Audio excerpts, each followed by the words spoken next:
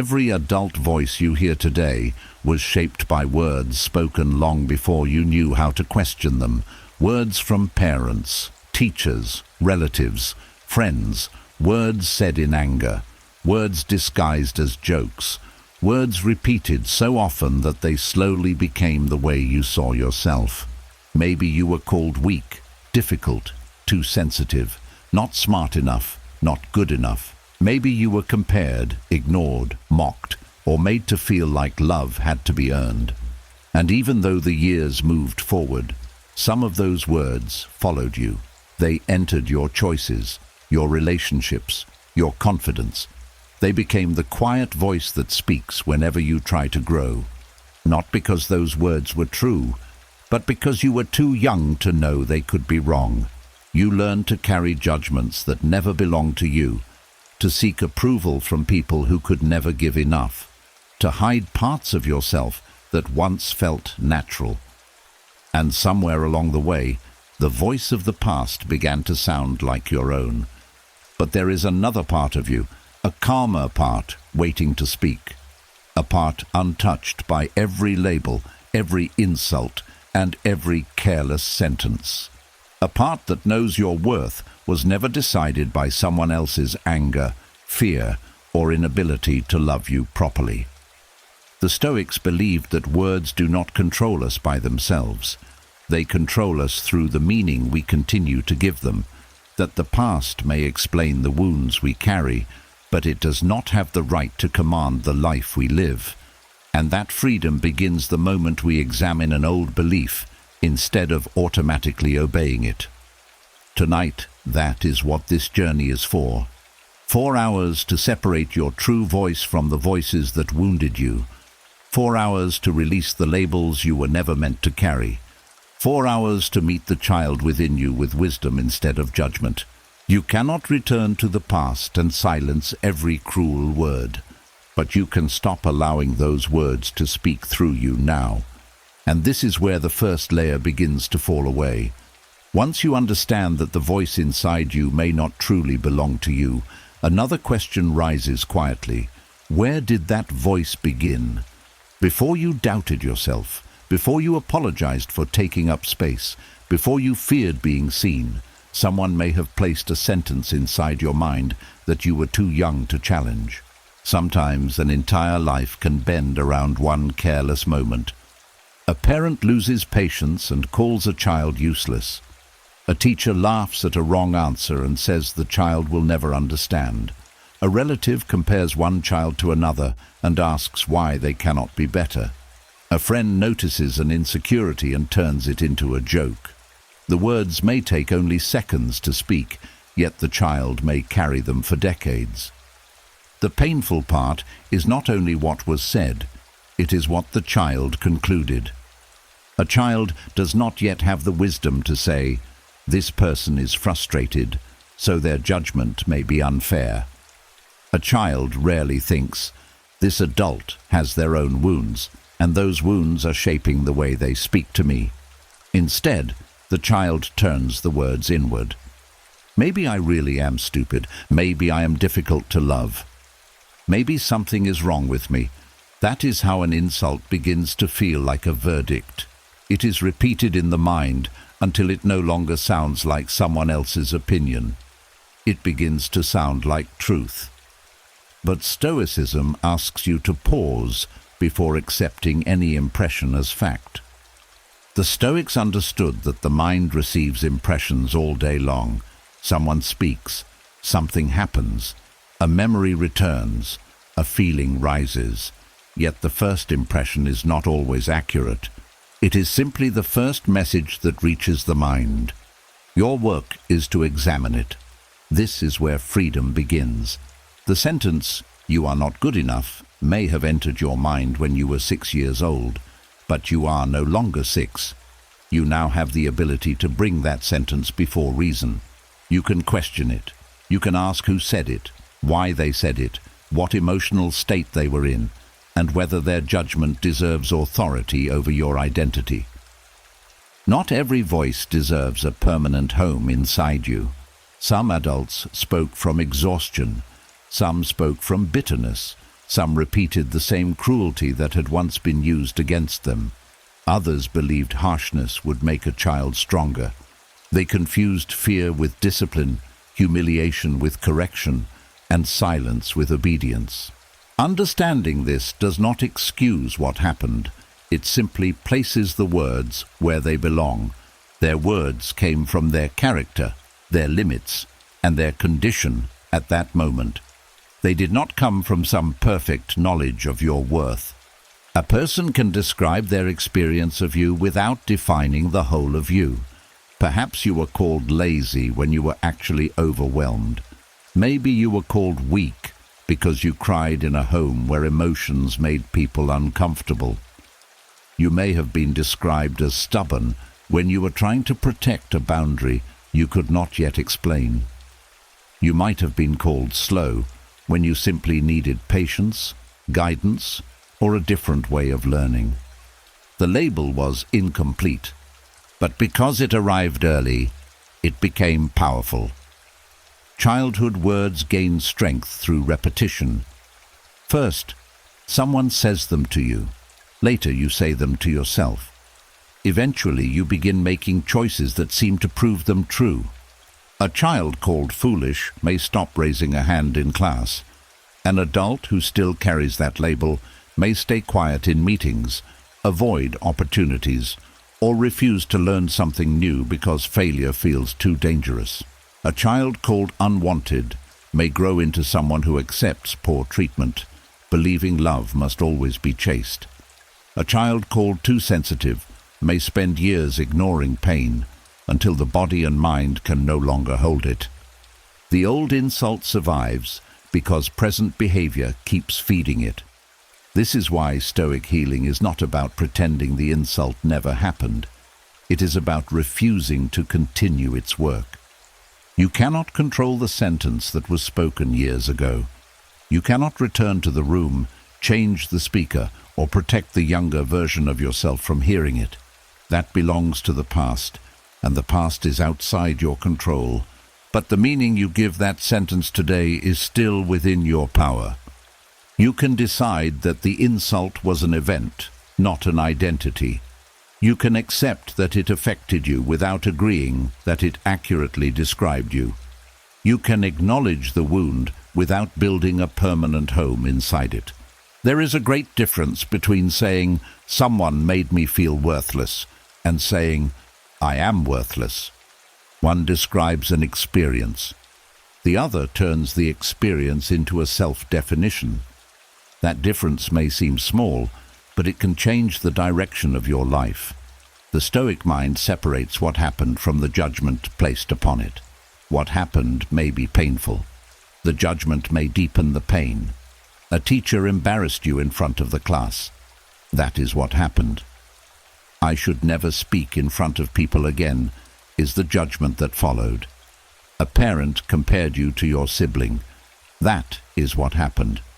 "I will never be enough unless I become someone else," is the meaning your young mind may have created. The event ended. The judgment continued. And now the judgment can be examined. Ask yourself what evidence truly supports the old label. Not what fear says, not what one painful memory suggests. Look at the whole of your life.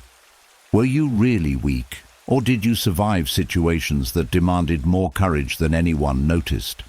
Were you truly incapable, or were you never given the support needed to grow? Were you unlovable, or were you surrounded by people who did not know how to love with patience? Were you a burden, or were your normal needs treated like inconveniences by overwhelmed adults? Reason often reveals what shame tried to hide. You were a child responding to the environment around you. You were learning, adapting, seeking safety, and trying to understand a world controlled by people larger and more powerful than you. Your reactions were not proof of bad character. Many were attempts to protect yourself with the limited tools you had. Now you have more tools. You have language, you have perspective, you have the ability to choose which thoughts deserve agreement. You can notice an old insult returning and say, "That is familiar," but familiarity is not proof. This is a quiet form of courage. You do not need to shout positive words until you believe them. You do not need to replace every painful memory with a perfect one. Stoicism does not ask you to lie to yourself. It asks you to become more accurate. Instead of saying, "I am the greatest," you can say, "One person's cruelty cannot measure my entire character."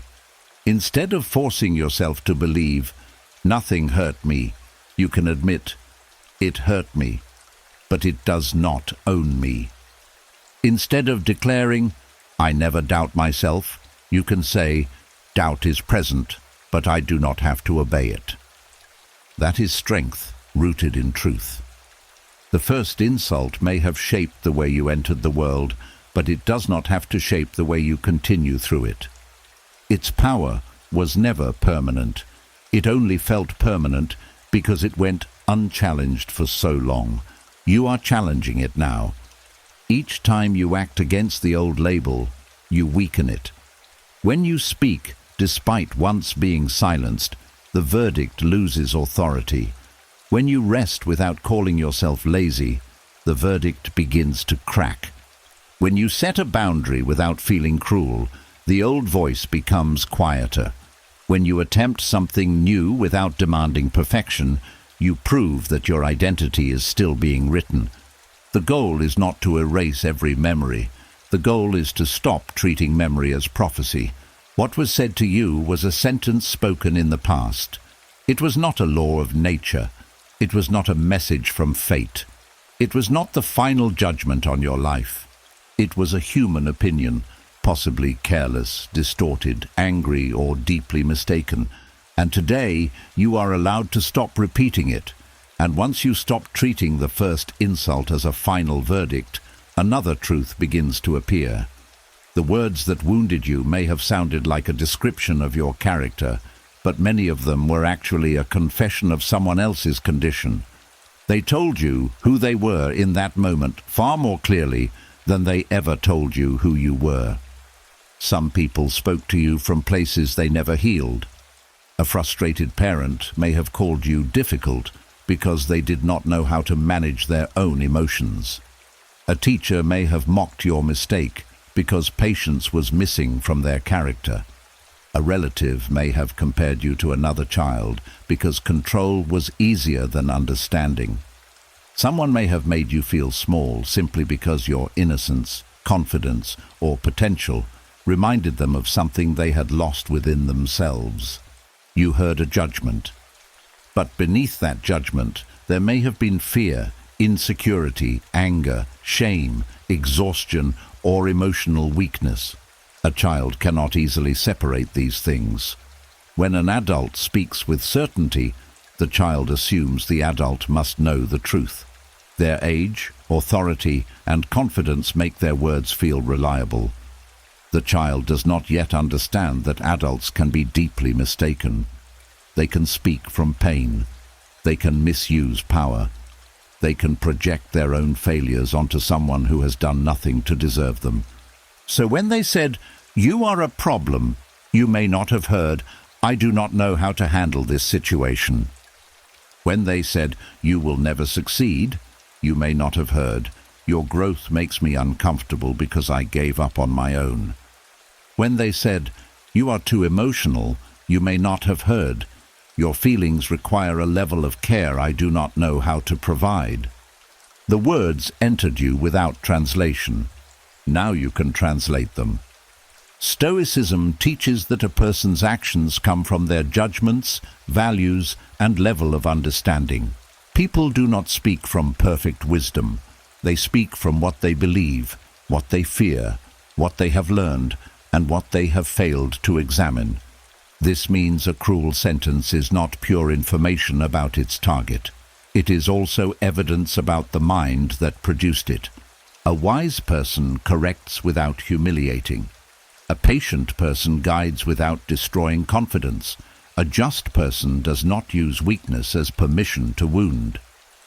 When someone repeatedly attacks, shames, mocks, or controls a child, their behavior reveals a failure of character. That failure belongs to them. The child may suffer from it, but the child does not become it. This distinction is essential because many people continue carrying the speaker's inner disorder as though it were their own identity. Someone else lacked self-control, yet you grew up believing you were impossible to love. Someone else lacked empathy, yet you concluded that your feelings were unreasonable. Someone else felt threatened by your independence, yet you decided that having your own voice was disrespectful. Their weakness became your shame. Their confusion became your self-doubt. Their inability to see you clearly became the way you saw yourself. Stoic wisdom asks you to return responsibility to the correct place. This does not mean blaming every adult for every struggle in your life. It means becoming accurate about where certain beliefs began. Accuracy is not bitterness. It is not revenge. It is a refusal to keep carrying guilt for another person's behavior. You can say, "That person spoke from anger," without spending your life hating them. You can say, "They did not understand me," without needing them to admit it. You can say, "Their judgment was limited," without denying that it caused real pain. This is emotional separation. It allows you to look at the speaker as a flawed human being rather than an all-knowing judge. Perhaps they were repeating the way they had been treated. Perhaps tenderness frightened them. Maybe they believed authority required harshness. They may have been under pressure they never knew how to express. These facts may explain their behavior, but they do not make the behavior right. Explanation and excuse are not the same thing. You can understand where cruelty came from while refusing to let it define you. In fact, understanding its source can help remove its authority. When you see that a person was speaking from their own limitations, their words begin to lose the appearance of objective truth. Consider how people behave when they are overwhelmed. They often use broad statements. They say, always, never, useless, hopeless, or impossible. These words sound final because final language gives an emotional person the illusion of control, but absolute language is rarely careful language. A calm observer notices detail. An angry person often turns one moment into an entire identity. You made a mistake, and they called you careless. You asked for help, and they called you needy. You cried, and they called you weak. You disagreed, and they called you ungrateful. They reduced a human being to one reaction. That reduction was not wisdom. You were always larger than the moment they used against you. The Stoics valued character because character is built through repeated choices. One mistake does not define a whole person. One fear does not erase courage. One failure does not prove permanent inability. A temporary reaction cannot honestly describe the full nature of a growing child. Yet wounded speakers often act as if they possess the authority to name another person completely. They do not. No one sees every private effort you have made.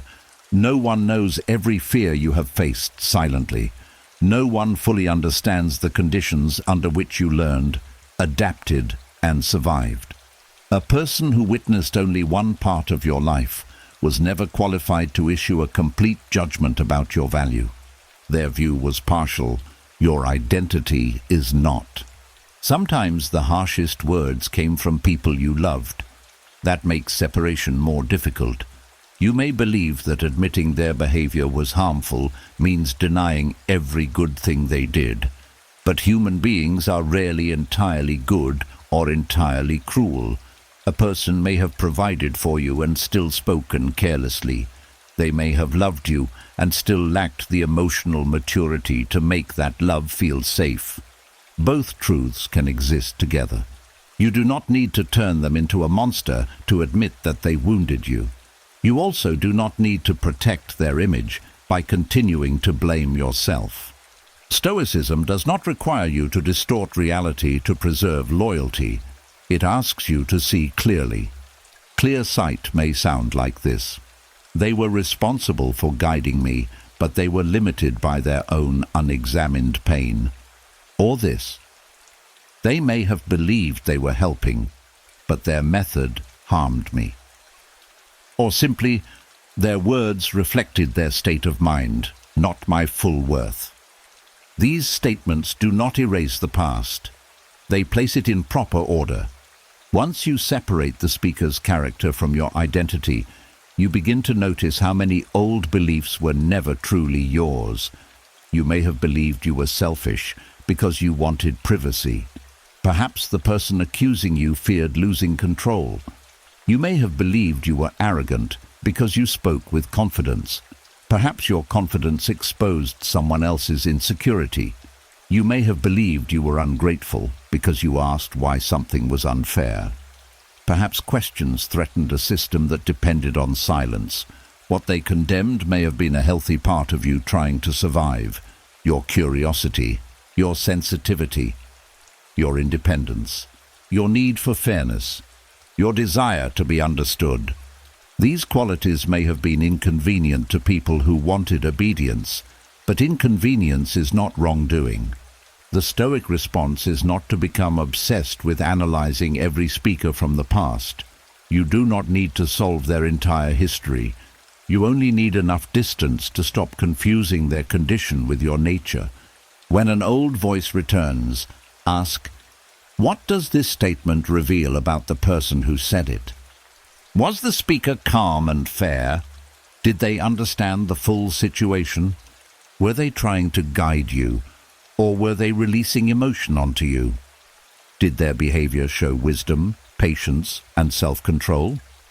If not, why should their words remain your highest authority? A person who could not govern their own anger was not qualified to govern your identity. A person who used shame instead of guidance was not delivering truth. They were displaying limitation. And a limitation in another person is not a defect in you.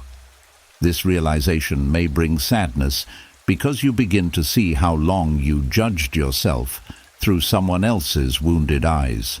But it can also bring relief. You no longer have to repair yourself according to a false description. You can start discovering who you are through your own choices, values, and conduct. Your character is not built from what someone called you. It is built from how you live now. Every time you choose patience over cruelty, you separate yourself from the behavior that harmed you. Every time you speak honestly without humiliating another person, you prove that pain does not have to be inherited. Every time you show understanding to someone younger or more vulnerable, you end a pattern that once reached you. That is how Stoic strength transforms injury into character. You do not become free by proving that every person who hurt you was evil. You become free by seeing that their words came through an imperfect mind, and therefore could never serve as the final measure of your life. Their fear was theirs. Their ignorance was theirs. Their frustration was theirs. Their failure to understand you was theirs. You may have carried the effects, but you do not have to carry the identity they placed upon you. The speaker had a voice. They never had the right to become your definition. And once you understand that the cruel voice belonged to the speaker, not to your identity, another struggle begins. A part of you may still wait for the past to be corrected. It waits for an apology. It waits for regret. It waits for the person who hurt you to finally understand what they did. But what happens when that day never comes? There is a younger part of you that still remembers being powerless. It remembers the room where no one defended you, the moment your feelings were dismissed, the times you wanted to speak but knew it was safer to stay quiet. That younger part may still carry anger, because anger can feel stronger than sadness. It can feel like protection. It can create the belief that peace will arrive only when the person who caused the pain finally suffers, admits the truth, or asks for forgiveness. But revenge does not return childhood. It does not give the child the protection they needed in that moment. It does not replace the missing kindness. It cannot rewrite the scene or create the safe home that should have existed. Even when the other person experiences consequences, the younger part of you may remain unsettled because punishment was never the deepest need. The deepest need was safety. The deepest need was guidance. The deepest need was for someone calm and wise to say, "What happened to you was not right, and you do not have to face it alone." That is the role your adult mind must now accept. Stoicism teaches that peace cannot depend on another person's character. Their apology is not within your control. Their understanding is not within your control. Their willingness to change is not within your control. If your healing depends on these things, then your inner life remains tied to people who may still lack the wisdom they lacked years ago. This does not mean you should stop caring about justice. It means justice and revenge are not the same. Justice tries to stop harm, protect boundaries, and place responsibility where it belongs. Revenge tries to transfer pain. Justice asks, "What action is right?" Revenge asks, "How can I make them feel what I felt?" One is guided by reason. The other is often guided by an old wound still demanding to be seen. The Stoics did not believe that anger should become the ruler of action. Anger may contain information. It may tell you that a line was crossed, that something unfair happened, or that a boundary is needed. But information is not leadership. A fire alarm can warn you of danger, but you would not allow the alarm to decide what to do next. Your pain can speak. It should not command. Wise leadership begins when you listen to the younger part of yourself without giving it full control over your present life. That child may want to hide from every difficult conversation because speaking once led to humiliation. It may want to please everyone because disapproval once felt dangerous. It may want to attack before being rejected because rejection once arrived without warning. These reactions make sense when you understand where they came from. But what protected a child may imprison an adult. Silence may once have helped you avoid punishment, yet silence now may keep you from asking for fair treatment. People-pleasing may once have reduced conflict, yet it may now attract relationships where your needs are ignored. Constant alertness may once have helped you notice danger, yet it may now make calm situations feel unsafe. Your younger self created survival rules. Your adult self must decide whether those rules still belong in your life. This is where wise leadership becomes practical. It does not involve speaking to yourself with empty comfort while continuing to make harmful choices. Leadership means taking responsibility for the environment you create now. It means noticing when someone speaks to you with the same contempt you knew in childhood and refusing to call it love. It means leaving conversations that become cruel. It means saying no before resentment grows. It means choosing friends who do not punish honesty. It means refusing to remain close to people who repeatedly use your wounds against you. The child within you needs evidence that life is different now. Words alone may not be enough. You can tell yourself that you are safe, but if you continue entering relationships where you are mocked, controlled, or ignored, the nervous part of you will not believe the message. Your actions must become the proof. Every healthy boundary tells the younger self, "I will not abandon you to keep someone else comfortable." Every careful decision says, "You no longer have to accept everything to avoid being alone." Every time you rest before exhaustion, you communicate, "Your needs are not a burden." Every time you leave disrespect instead of begging for kindness, you demonstrate, "We do not have to earn basic dignity." This is reparenting through conduct. It is not about becoming soft in every situation. A wise leader can be gentle and firm at the same time. A good parent does not give a child everything the child wants. They provide what the child needs. The wounded part of you may want immediate relief. It may want to send the angry message, reopen the old argument, or prove something to someone who stopped listening long ago. Wise leadership pauses, and asks whether the action will build peace or deepen attachment to the past. Sometimes not responding is leadership. Sometimes telling the truth clearly is leadership. Sometimes distance is leadership. Sometimes asking for help is leadership. Sometimes grief is more honest than anger. The right response depends on the situation, but it should come from your values rather than from the need to discharge pain. You may still feel a strong wish for the person who hurt you to admit what happened. That wish is human. Recognition matters because harm that was denied can feel especially heavy, but you must be careful not to turn their confession into the key to your freedom. Some people cannot apologize because an apology would require them to see themselves honestly. Others protect their pride by changing the story. They may minimize what happened, claim they were helping, accuse you of being too sensitive, or insist that you remember things incorrectly. If you keep returning for validation from someone committed to denial, you place the younger part of yourself back in the same position, pleading to be believed by the person who refused to listen. Wise leadership ends that repetition. It says, "I believe what I experienced, even if they refuse to name it." This is not the same as assuming every memory is perfect. Human memory can be incomplete. But you do not need every detail to be exact in order to acknowledge that certain patterns left real effects.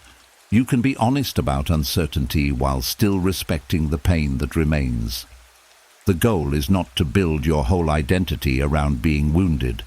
The goal is to care for the wound, so it no longer makes every decision. A neglected child within may search for a rescuer. It may expect a partner, friend, mentor, or family member to provide all the reassurance that was missing.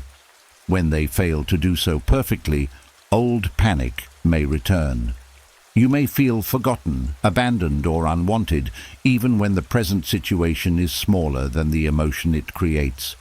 Wise leadership recognizes the difference between a present disappointment and an old emergency. It asks, "What is happening now?" Not, "What does this remind me of?" Someone replying late may be a simple delay. It does not automatically mean you are unimportant. A friend disagreeing with you may be expressing another view. It does not always mean love has been withdrawn. A mistake at work may require correction. It does not prove that you are about to be humiliated. The adult mind brings proportion back to the moment. This does not happen through self-criticism. You do not heal the frightened part of yourself by saying, "You are overreacting again." That repeats the same rejection you experienced before.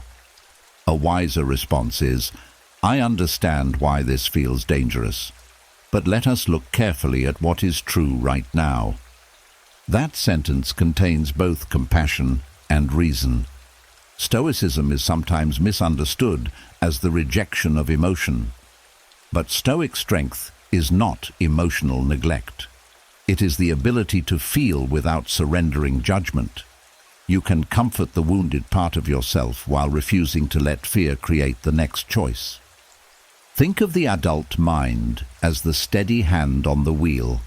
The child may cry from the back seat. The child may warn that every road leads to danger.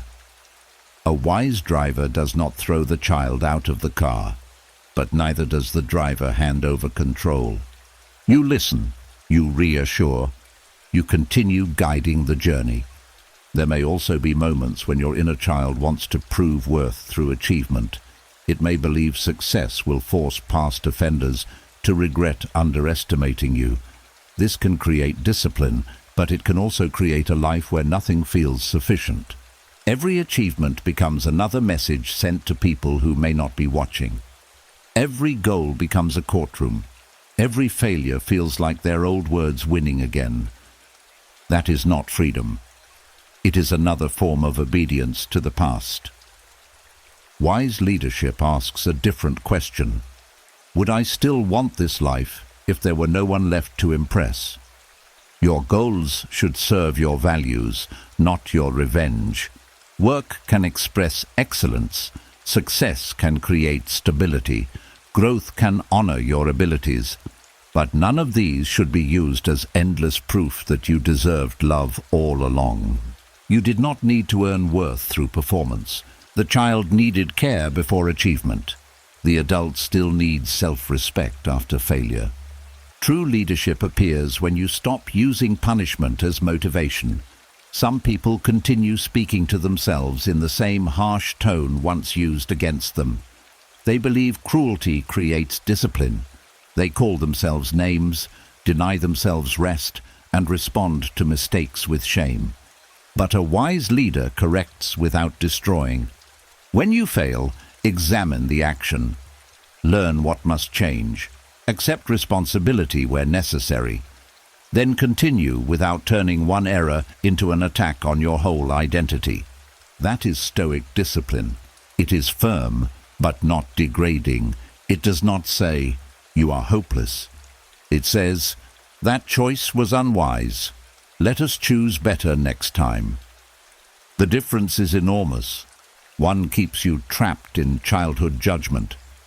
The other develops adult character. Healing begins when you understand that the past offender may never become the protector you needed. They may never return with the right words. They may never recognize the damage. Waiting for them can keep the younger part of you standing at an old door that may never open. Your adult self must gently lead that child away. Not because the child's hope was foolish, but because your life is still happening elsewhere. Protection is available now through the decisions you make, the boundaries you hold, the people you trust, and the standards you refuse to lower. You may not have had wise leadership then, but you can become that leadership now. You can be the calm voice that does not insult, the steady presence that does not disappear, the protector who does not demand silence in exchange for love, the guide who chooses what is right even when anger wants something else. The child within you does not need to see someone destroyed. It needs to know that you will no longer allow the past to destroy your present. And once you begin leading the wounded part of yourself with wisdom, you may notice something heavier beneath the anger. It is not always fear. It is not always sadness. Sometimes it is shame, a quiet feeling that says the problem was never only what happened to you, but who you are. Shame can enter a child's life without permission. It may come from a parent who treated normal mistakes like moral failures. It may come from a family that cared more about appearance than honesty. It may come from a home where feelings were mocked, questions were punished, and difference was treated like disobedience. Over time, the child does not simply think, "I did something wrong." The child begins to believe, "Something is wrong with me." That is where shame becomes dangerous. Guilt can point toward an action. It says, "I made a poor choice." Shame attacks the whole person. It says, "I am a poor human being."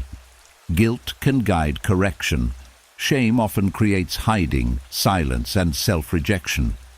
Many people grow into adulthood carrying shame that never began with them. They feel guilty for resting because their family praised exhaustion. They feel selfish for saying no because obedience was treated as love. They feel embarrassed by their emotions because vulnerability was considered weakness. They feel ashamed of success because standing out once brought criticism. They may even feel uncomfortable receiving kindness because affection was always followed by conditions. These reactions can feel deeply personal, but they may be inherited. A family can pass down emotional rules in the same way it passes down names, traditions, and stories. One generation learns that anger is the only acceptable feeling. The next learns to hide sadness. One generation survives through silence. The next confuses silence with respect. One generation is wounded by poverty, rejection, war, discrimination, humiliation, or harsh religion.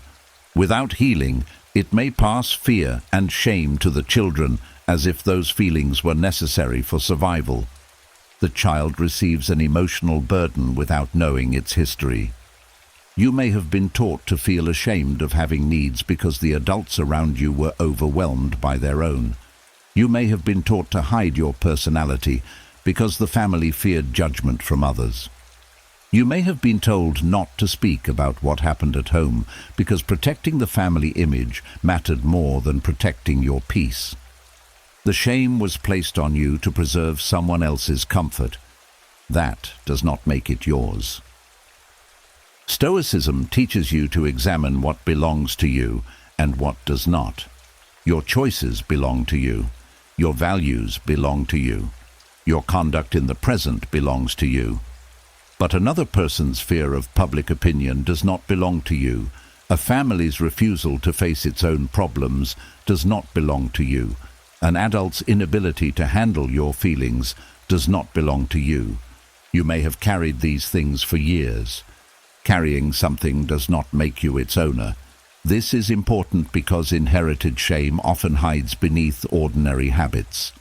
It may appear when you apologize, even though you have done nothing wrong. It may appear when you explain every decision because you expect to be judged. It may appear when someone compliments you and you quickly reject the praise. It may appear when you succeed and immediately fear that others will think you are proud. You may call these habits humility, but sometimes they are signs that you were trained to become smaller. True humility does not require self-erasure. It means seeing yourself accurately. It allows you to admit both strengths and weaknesses without pretending to be less than you are.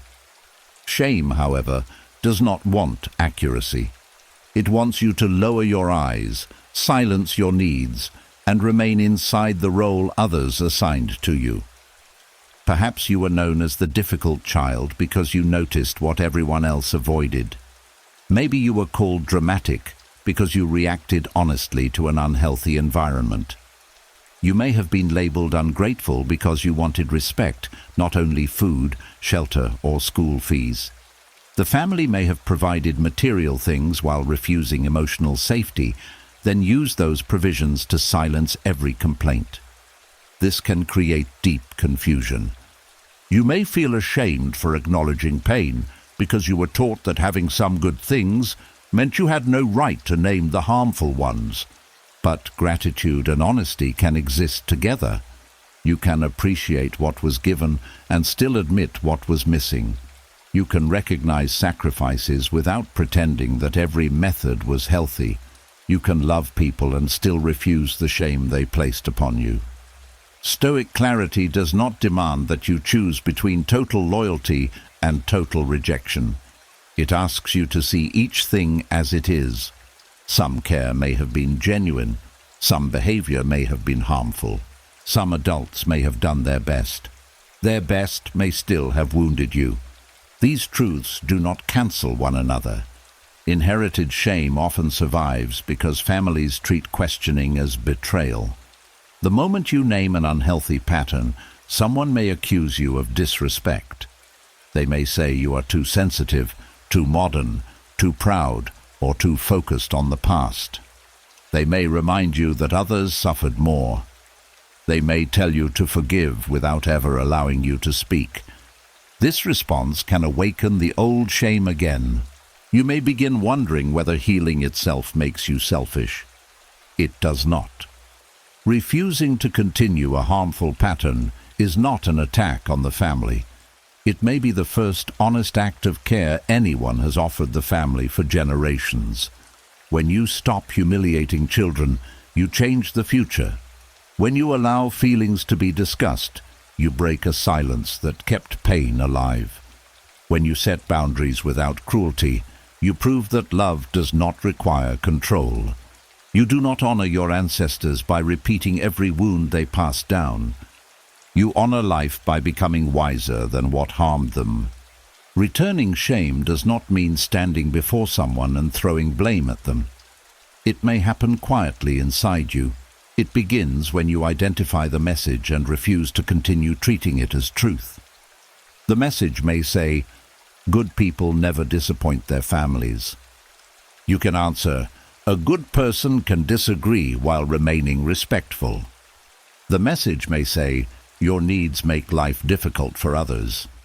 You can answer, my needs are part of being human and I can express them responsibly. The message may say, people will reject you if they see who you truly are. You can answer, the right relationships require honesty, not constant performance. The message may say, you should be ashamed of what happened to you. You can answer, the wrongdoing belongs to the person who chose it, not to the person who endured it. This last distinction matters deeply. Children often carry shame for situations they did not create. They may feel ashamed of family conflict, financial hardship, addiction in the home, neglect, public embarrassment, or the behavior of an adult. Because they could not control the environment, they may assume they somehow caused it. A child naturally places themselves at the center of events. When adults argue, the child may think, this is because of me. When a parent withdraws affection, the child may think, I was not good enough. When the home feels unstable, the child may conclude, if I behave perfectly, everyone will be okay. This creates impossible responsibility. The child becomes a quiet manager of adult emotions. They learn to read faces, adjust their behavior, avoid difficult subjects, and keep peace at any cost. Later in life, they may continue trying to manage every room. They feel responsible when others are upset. They rush to repair problems they did not create. They carry guilt whenever someone is disappointed. But another person's emotion is not always proof that you have done something wrong. Someone may be disappointed because your boundary interrupts their access to you. Someone may be angry because honesty challenges their control. Someone may call you selfish because you are no longer willing to carry what they refuse to carry themselves. Their reaction may be uncomfortable. It is not automatically your shame. The Stoic question is not, is everyone pleased with me? The better question is, am I acting with wisdom, courage, justice, and self-control? If your decision is fair, honest, and respectful, another person's displeasure does not turn it into wrongdoing. You cannot control every interpretation of your character. Trying to do so will make you a prisoner of public opinion. Rigid families often use reputation as a form of control. They teach children to fear what neighbors, relatives, church members, or the wider community might say. The child learns to measure every choice through the eyes of people who may know almost nothing about their real life. This fear can follow you for decades. You may stay in painful relationships because leaving would create gossip. You may hide your struggles because your family wants to appear perfect. You may choose a career, partner, lifestyle, or belief system, mainly to avoid embarrassment. You may sacrifice your peace to maintain an image that does not even reflect the truth. Stoicism reminds you that reputation is outside your full control. You can live honorably, and someone may still misunderstand you. You can speak gently, and someone may still call you rude.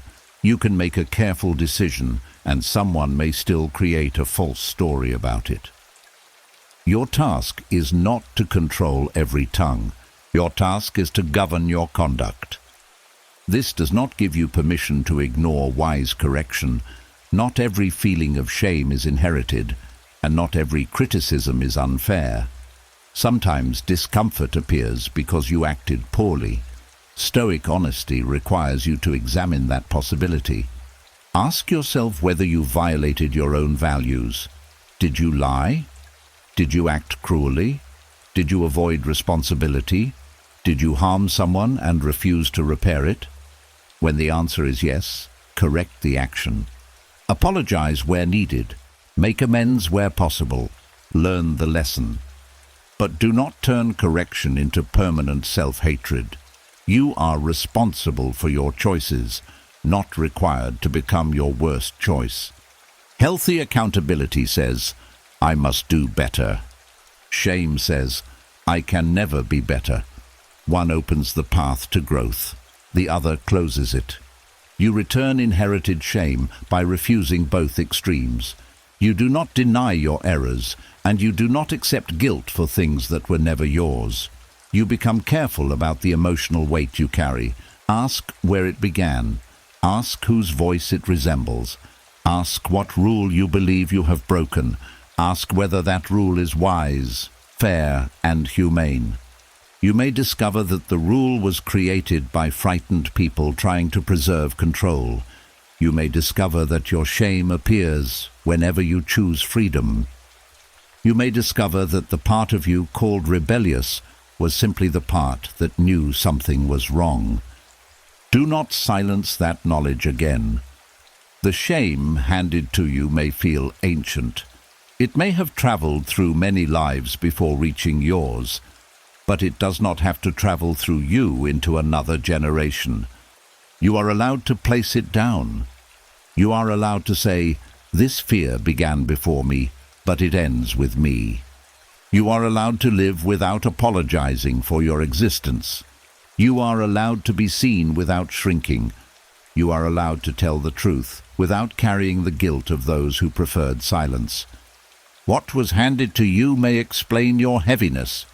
It does not have to become your permanent possession. And once you return inherited shame to the place where it began, you may discover that its influence did not end with how you felt about yourself. It also shaped the direction of your life. The old criticism became a hidden compass, quietly pointing you toward whatever would keep others pleased and away from anything that might awaken their disapproval. A child who is criticized often learns to make decisions backward. Instead of asking, "What is right for me?" the child asks, "What will keep them from becoming angry?" Instead of asking, "What do I truly value?" the child asks, "What choice will make them approve of me?" Instead of exploring life with curiosity, the child studies faces, tones, and reactions. Safety becomes more important than truth. Approval becomes more important than freedom. Avoiding criticism becomes the main direction. Years later, the child becomes an adult, but the compass may remain unchanged. You may choose a career because it sounds respectable to your family, even though the work drains you. You may stay in a relationship because leaving would disappoint people who do not live inside that relationship. You may hide your opinions because disagreement once led to punishment. You may keep helping everyone because saying no still makes you feel like a bad person. From the outside, your life may appear responsible. Inside, something may feel missing. That missing feeling is often the self you kept abandoning to avoid old disapproval. Childhood criticism does not always remain as a clear sentence. Sometimes it becomes a rule you follow without noticing. You may no longer remember who first called you selfish, but you feel guilty whenever you place your needs on the schedule.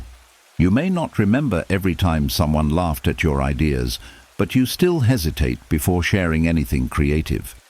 You may have forgotten the exact moment you were told not to embarrass the family, but you continue measuring your choices through other people's opinions. The speaker may no longer be present. The rule continues giving directions. This is why Stoic reflection requires more than remembering what happened. You must examine what still guides you. Before an important decision, pause and ask, "Am I moving toward something I value, or am I only moving away from someone's possible disapproval?" The difference can be difficult to see because fear often disguises itself as wisdom. You may call it being practical when you are actually afraid to try. You may call it loyalty when you are afraid to disappoint your family. You may call it patience when you are afraid to confront repeated disrespect. You may call it humility when you are afraid to be visible. You may call it peace when you are simply avoiding every conversation that could reveal what you truly think. Stoicism asks you to name things honestly. A choice is not wise merely because it prevents conflict. Sometimes avoiding conflict protects peace. At other times, it protects a harmful pattern. Silence can be disciplined, but it can also be surrender. Sacrifice can be noble, but it can also become self-abandonment. The important question is not whether others are comfortable with your choice. The important question is whether the choice agrees with your character. The Stoics believed that a good life is guided by virtue, wisdom, courage, justice, and self-control. These values offer a steadier compass than praise or criticism because they remain useful even when opinions change. Ask whether your decision is wise. Does it consider reality clearly, or is it driven by an old fear? Ask whether it is courageous. Are you refusing something because it is truly wrong for you, or because being judged feels unbearable? Ask whether it is just. Are you respecting both your needs and the legitimate needs of others? Ask whether it shows self-control.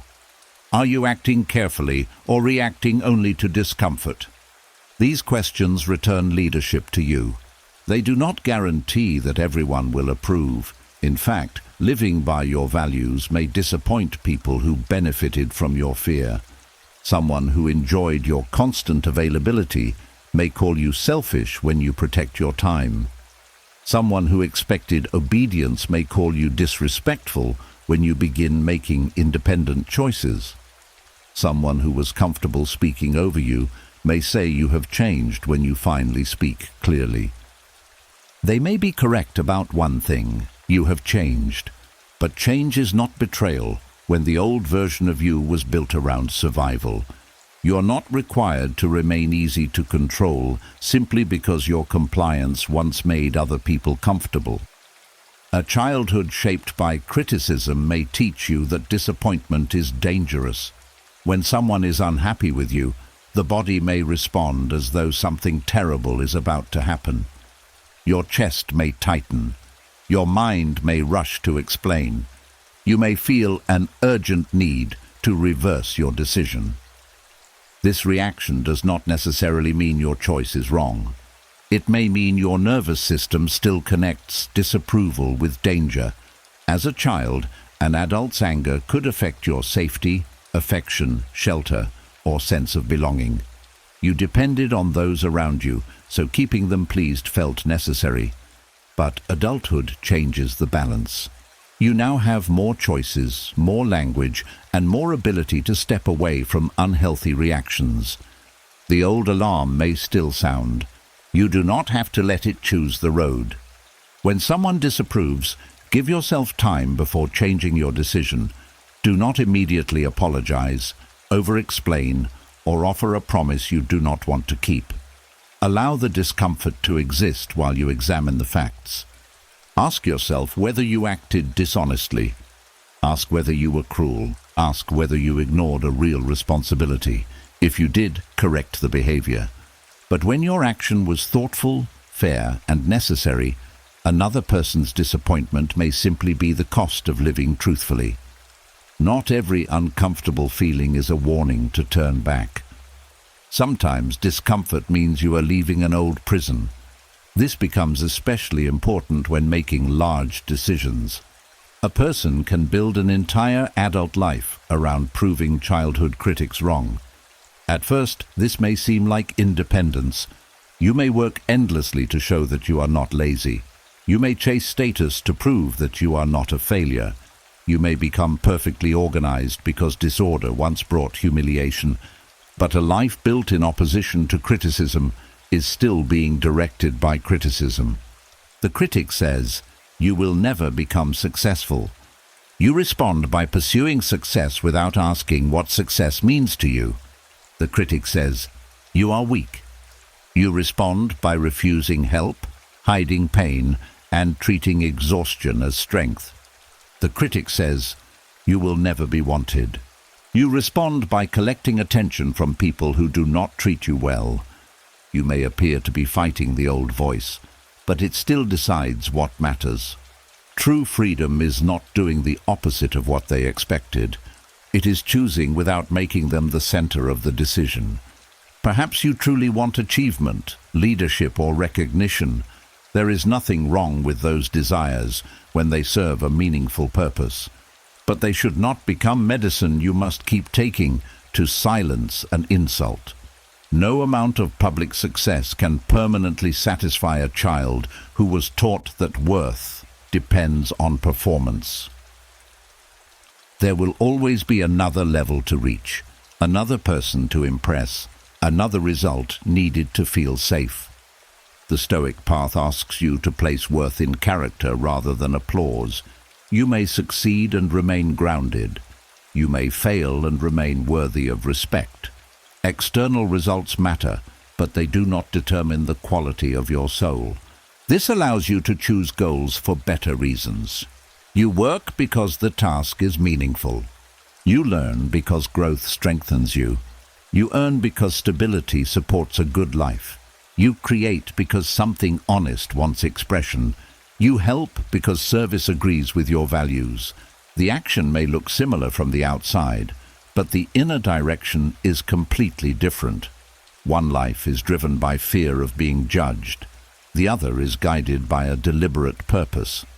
You may also need to examine the people whose approval still influences you. Some voices remain powerful because you continue placing them in positions of authority. Before making a choice, you may already hear what a parent, relative, teacher, partner, or old friend would say. Ask whether that person has the wisdom required to guide this part of your life. Do they understand your circumstances? Do they respect your values? Have their own choices created the kind of life you admire? Can they disagree without shaming you? Advice should not receive authority simply because it comes from someone older, louder, or related to you. Listen with humility, but judge the guidance by its quality. Stoicism does not encourage stubbornness. A wise person remains willing to learn. Sometimes criticism reveals something you need to change. The goal is not to reject every opinion because childhood criticism hurt you. The goal is to stop obeying criticism automatically. Useful correction is usually specific. It addresses an action and offers room for improvement. Destructive criticism attacks identity. It uses shame, exaggeration, comparison, or fear to gain control. A wise adult learns to separate the lesson from the humiliation. Someone may express a concern poorly, but still contain a valid point. You can take what is useful without accepting the disrespect. You can say, "There may be something here for me to examine, but I do not have to accept the way it was delivered." This prevents two mistakes. You do not become controlled by criticism. You also do not become blind to correction. Your compass remains reason. Begin noticing the smaller choices first. Notice when you agree to something while your mind says no. Notice when you change your clothes, words, interests, or plans only because you fear how they will be received. Notice when you explain a harmless preference as though you are defending yourself in court. Then practice choosing with greater honesty. You do not need to transform your whole life in one dramatic moment. A compass changes direction through small adjustments. State one preference without apologizing. Decline one request without inventing an excuse. Allow someone to misunderstand a choice that does not require their permission. Spend time on something meaningful, even if no one praises it. Let these actions teach your mind that disapproval can be survived. Each honest choice weakens the old rule. You may feel grief as you realize how many decisions were made for a frightened younger self. Do not use that awareness to attack yourself. At the time, approval may have felt like protection. You followed the compass you were given. Now you can choose another. The past may explain why you learned to seek permission before living, but it does not require you to continue asking. Your life cannot become fully yours while every road is chosen to avoid an old voice. Let wisdom decide where you go. Let courage keep you moving when others disapprove. Let justice stop you from abandoning yourself while trying to please everyone. Let self-control prevent fear from turning you back. The child once needed approval to feel safe. The adult now needs values to live free. And once you stop allowing childhood criticism to direct your adult choices, you may notice another force trying to take control. It does not always arrive as a clear voice. Sometimes it comes as a picture from the past, a sudden feeling in the body, or a familiar fear that appears before you even understand why. A memory can return in seconds and change the entire meaning of the present. Someone raises their voice, and suddenly you feel small again. A friend becomes distant, and your mind prepares for abandonment. You make a simple mistake, and shame rises as though you are standing before the person who once humiliated you. The present moment may be ordinary, but the emotion feels much older. That is because memory does not always return as a story. Sometimes it returns as an instruction. Do not speak. Do not trust. Do not try. Do not relax. Do not let anyone see the real you. These commands may feel wise because they once helped you survive, but Stoicism teaches that the first impression entering the mind does not deserve automatic obedience. An impression is something you notice. It is not a law you must follow. The Stoics understood that the mind reacts before reason has time to examine the situation. A sound, expression, word, or tone can awaken an old association. Fear may rise immediately. The body may tighten. The heart may race. Your thoughts may begin predicting rejection, embarrassment, or danger. You may not be able to prevent the first reaction, but you can decide what happens next. This is where discipline begins. When a painful memory appears, the goal is not to fight it, bury it, or insult yourself for still feeling affected. Resistance can make the memory feel even more powerful. The more desperately you tell yourself not to think about something, the more closely the mind watches for it. A wiser response is to notice what has arrived. You can say, "A painful memory is present." That statement creates distance. It does not say, "The past is happening again." It does not say, "This feeling proves I am unsafe." It simply names the experience. A memory is present. Fear is present. Shame is present. An old expectation is present. This way of speaking may seem simple, but it changes your position. You are no longer completely inside the emotion. You are observing it. The Stoic mind does not confuse what appears with what is true. It asks questions before giving agreement. What exactly is happening right now? What part of this feeling belongs to the present? What part has been carried forward from another time? What evidence shows that the old outcome will happen again? What response would agree with my values rather than my fear? These questions interrupt automatic obedience.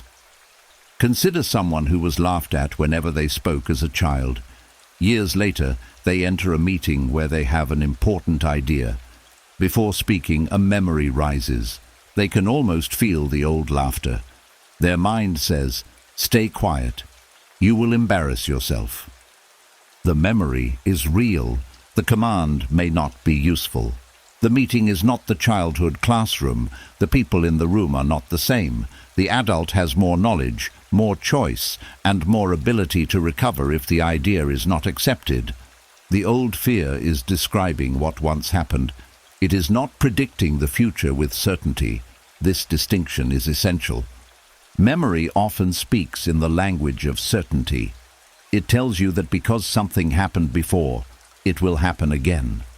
Because one person betrayed you, everyone is dangerous. Because one mistake brought humiliation, every risk will end in shame. Because affection was once withdrawn, disagreement will always lead to abandonment. But repetition is possible, not guaranteed. The Stoic does not deny risk. Some people are untrustworthy. Some situations are unsafe. Some decisions do require caution.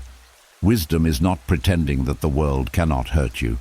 Wisdom is examining the present situation on its own evidence.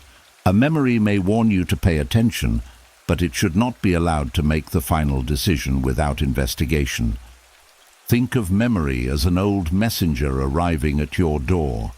The messenger may carry important information, but the message was written for another time. You can read it without allowing it to govern every condition of your current life. Perhaps the message says, when people become angry, you must surrender.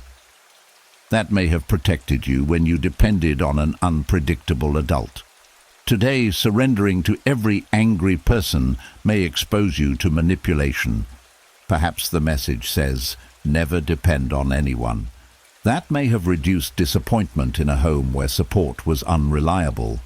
Today, it may prevent healthy closeness and make every burden heavier. Perhaps the message says, perfection keeps you safe. That may have reduced criticism when mistakes were punished. Today, it may cause delay, exhaustion, and fear of beginning. The instruction once had a purpose. Its usefulness may have expired. Stoic discipline means reviewing these old commands instead of preserving them simply because they are familiar. You ask whether they still serve wisdom, justice, courage, and self-control. If they do not, they must be revised. This does not happen by ordering yourself to forget. Painful memories often become stronger when people feel pressured to erase them.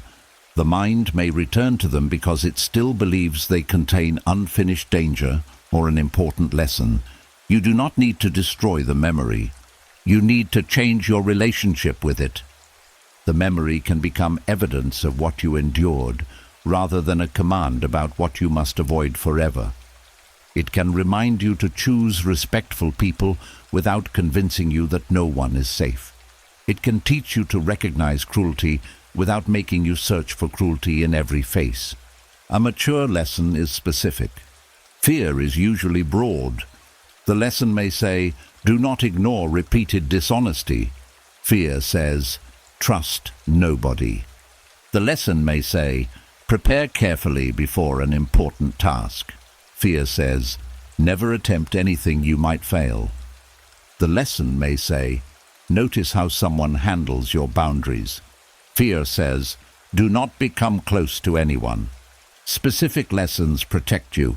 Broad commands imprison you.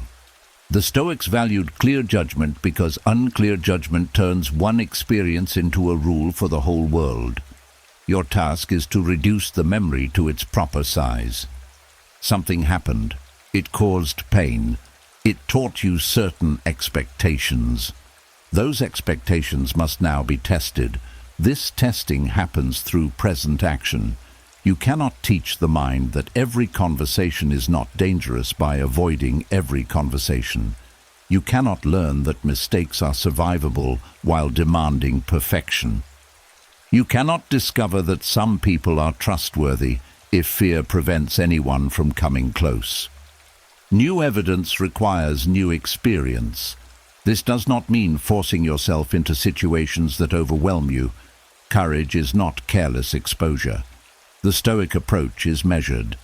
You take a small action that your adult reason considers safe and meaningful. You share one honest opinion. You ask for help with one manageable problem. You allow yourself to submit work that is good enough rather than endlessly perfect. You express a small boundary and observe the response. Each action gives the mind updated information. The old memory says, speaking always ends in humiliation. The present shows that someone listened. The old memory says, a mistake makes you worthless. The present shows that the mistake was corrected and life continued. The old memory says, saying no causes abandonment.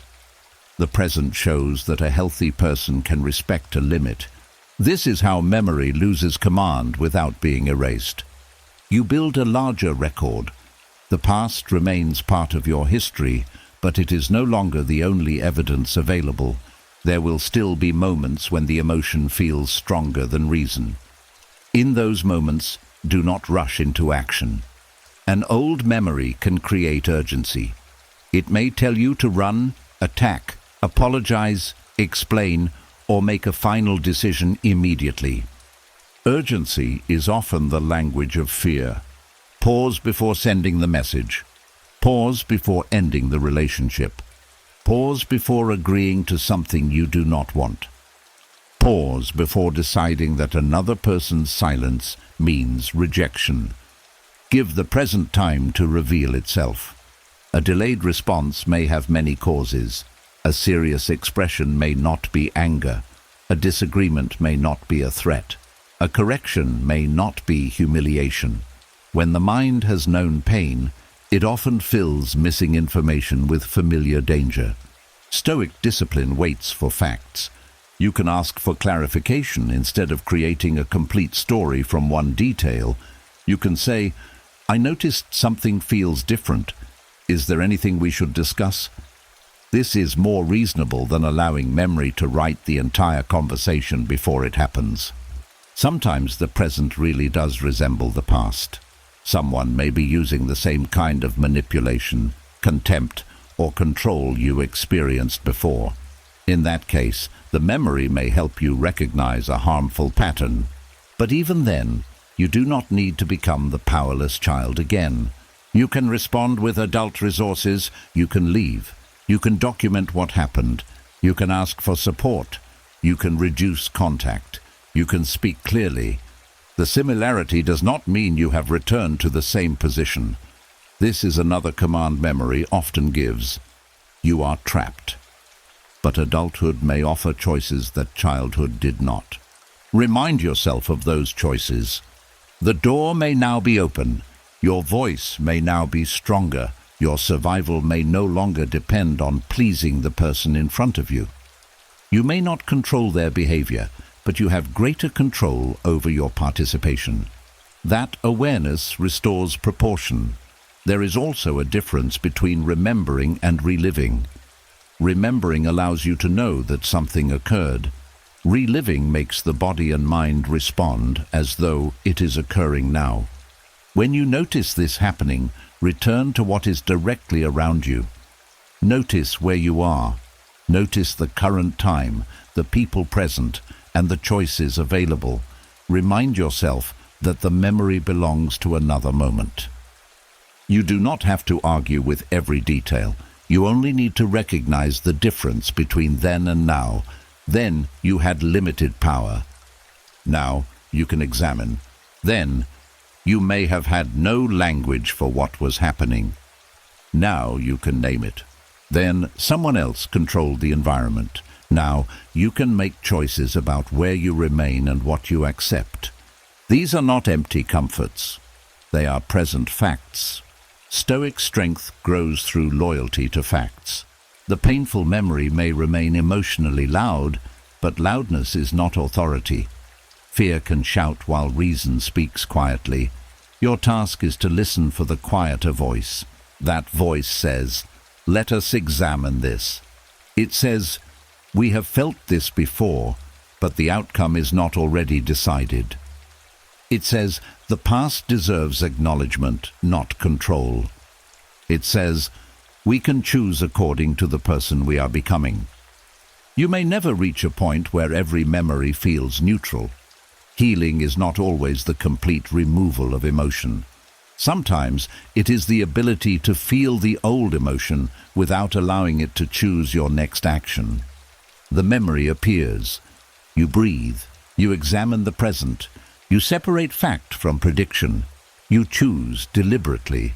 That is freedom in practice. The past may knock on the door of the mind. You are not required to hand it the keys. And once you learn that a memory is only an impression, not an order, another truth becomes impossible to ignore. Many of the beliefs hidden inside those memories were formed before you had the words, knowledge, or power to question what others said about you. You were judged while you were still learning how to understand yourself. A child can feel that something is unfair long before they can explain why. You may have known that a certain tone frightened you, but you could not describe emotional intimidation. You may have felt unseen, but you did not know how to speak about neglect. You may have sensed that an adult's behavior was wrong, yet everyone around you acted as though it was normal. Without the language to name what was happening, you were left with only one place to put the blame: inside yourself. When adults misunderstood you, you may have assumed you were confusing. When they ignored your feelings, you may have assumed your feelings did not matter. When they punished you for expressing pain, you may have concluded that honesty was dangerous. You did not arrive at these beliefs after carefully examining the evidence. You formed them while depending on the same people whose behavior you were trying to understand. That dependence changed everything. A child cannot easily say, "The adults responsible for me are emotionally immature." That conclusion would threaten the child's sense of safety. It can feel less frightening to believe, "I am the problem," because if the problem is inside you, perhaps you can fix it. Perhaps you can become quieter, kinder, smarter, less demanding, or more useful. Perhaps then the home will become peaceful. Self-blame gives the child the illusion of control. If everything is your fault, then changing yourself might make everything better. But this belief creates a painful responsibility. You begin trying to manage situations that were never yours to manage. You monitor the moods of adults. You become careful about when you speak. You learn which version of yourself receives the least criticism. You may become unusually mature, helpful, silent, humorous, or successful, not always because those qualities express your nature, but because they protect you. Other people may praise you for being such an easy child. They may never see the fear beneath the behavior. A child who never asks for help may be called independent. A child who never complains may be called grateful.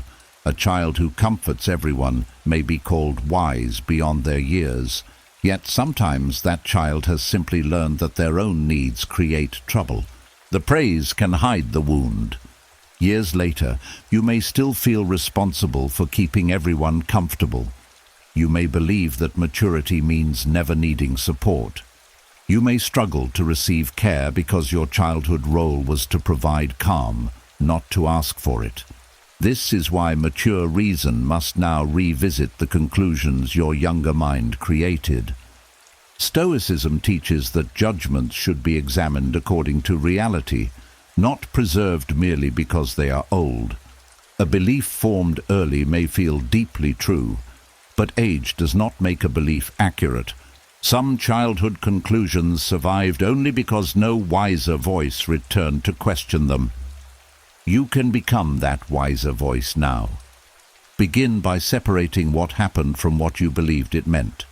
Perhaps you were frequently left alone. The event was that the adults around you were absent or unavailable. The conclusion may have been, "I am not worth staying for." Perhaps your questions were dismissed.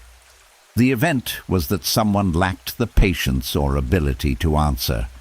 The conclusion may have been, "My curiosity is annoying." Perhaps you were compared with another child. The event was that an adult used comparison as a method of pressure. The conclusion may have been, "I must become someone else to deserve love." The event may have been real. The conclusion was created by a mind with limited information. That distinction allows you to reassess the meaning without denying the experience. You are not telling yourself that nothing painful happened. You are asking whether the child's explanation was complete. A child sees only a small part of the world. They do not know the private struggles, failures, fears, or histories of the adults around them. They do not understand that someone can love them and still behave badly. They do not know that authority and wisdom are not the same thing. Children often believe that adults are correct because adults are in charge. But power does not create accuracy. A parent can misunderstand a child. A teacher can make an unfair judgment. A relative can repeat a family story that has no truth in it. An older person can speak with confidence while knowing very little about the person standing before them. You may have spent years trying to correct yourself according to a judgment made by someone who never truly understood you.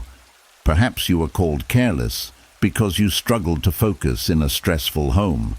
Maybe you were called disobedient because you questioned rules that did not make sense. You may have been described as cold because you learned to protect your emotions. You might have been called attention-seeking when you were asking, in the only way you knew, to be noticed. The behavior others judged may have carried a message. Instead of asking what the behavior meant, they attacked the child displaying it. A wise adult now asks better questions. What was the younger version of you trying to communicate? What need was hidden beneath the reaction?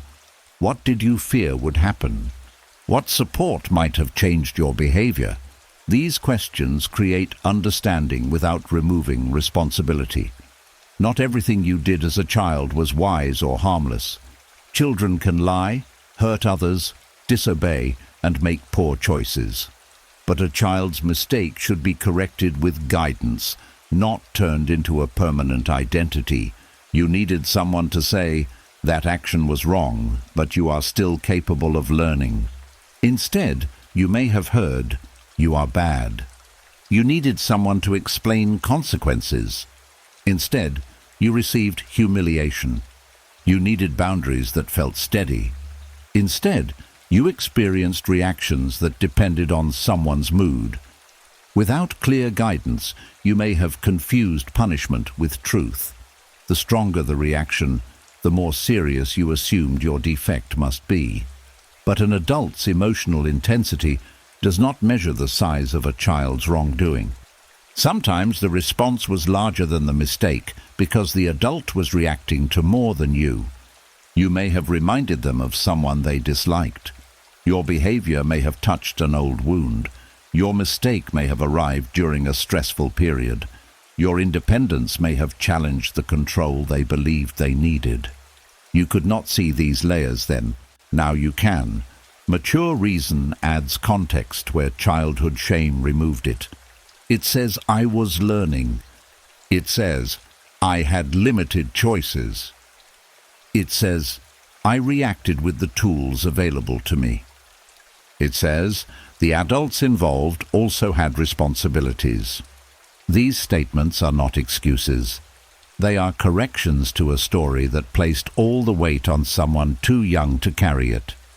You may notice that certain childhood conclusions still appear when you face present challenges. When something goes wrong, you may quickly assume you caused it. When a person becomes quiet, you may search for what you did wrong. When a group feels uncomfortable, you may believe it is your duty to repair the mood.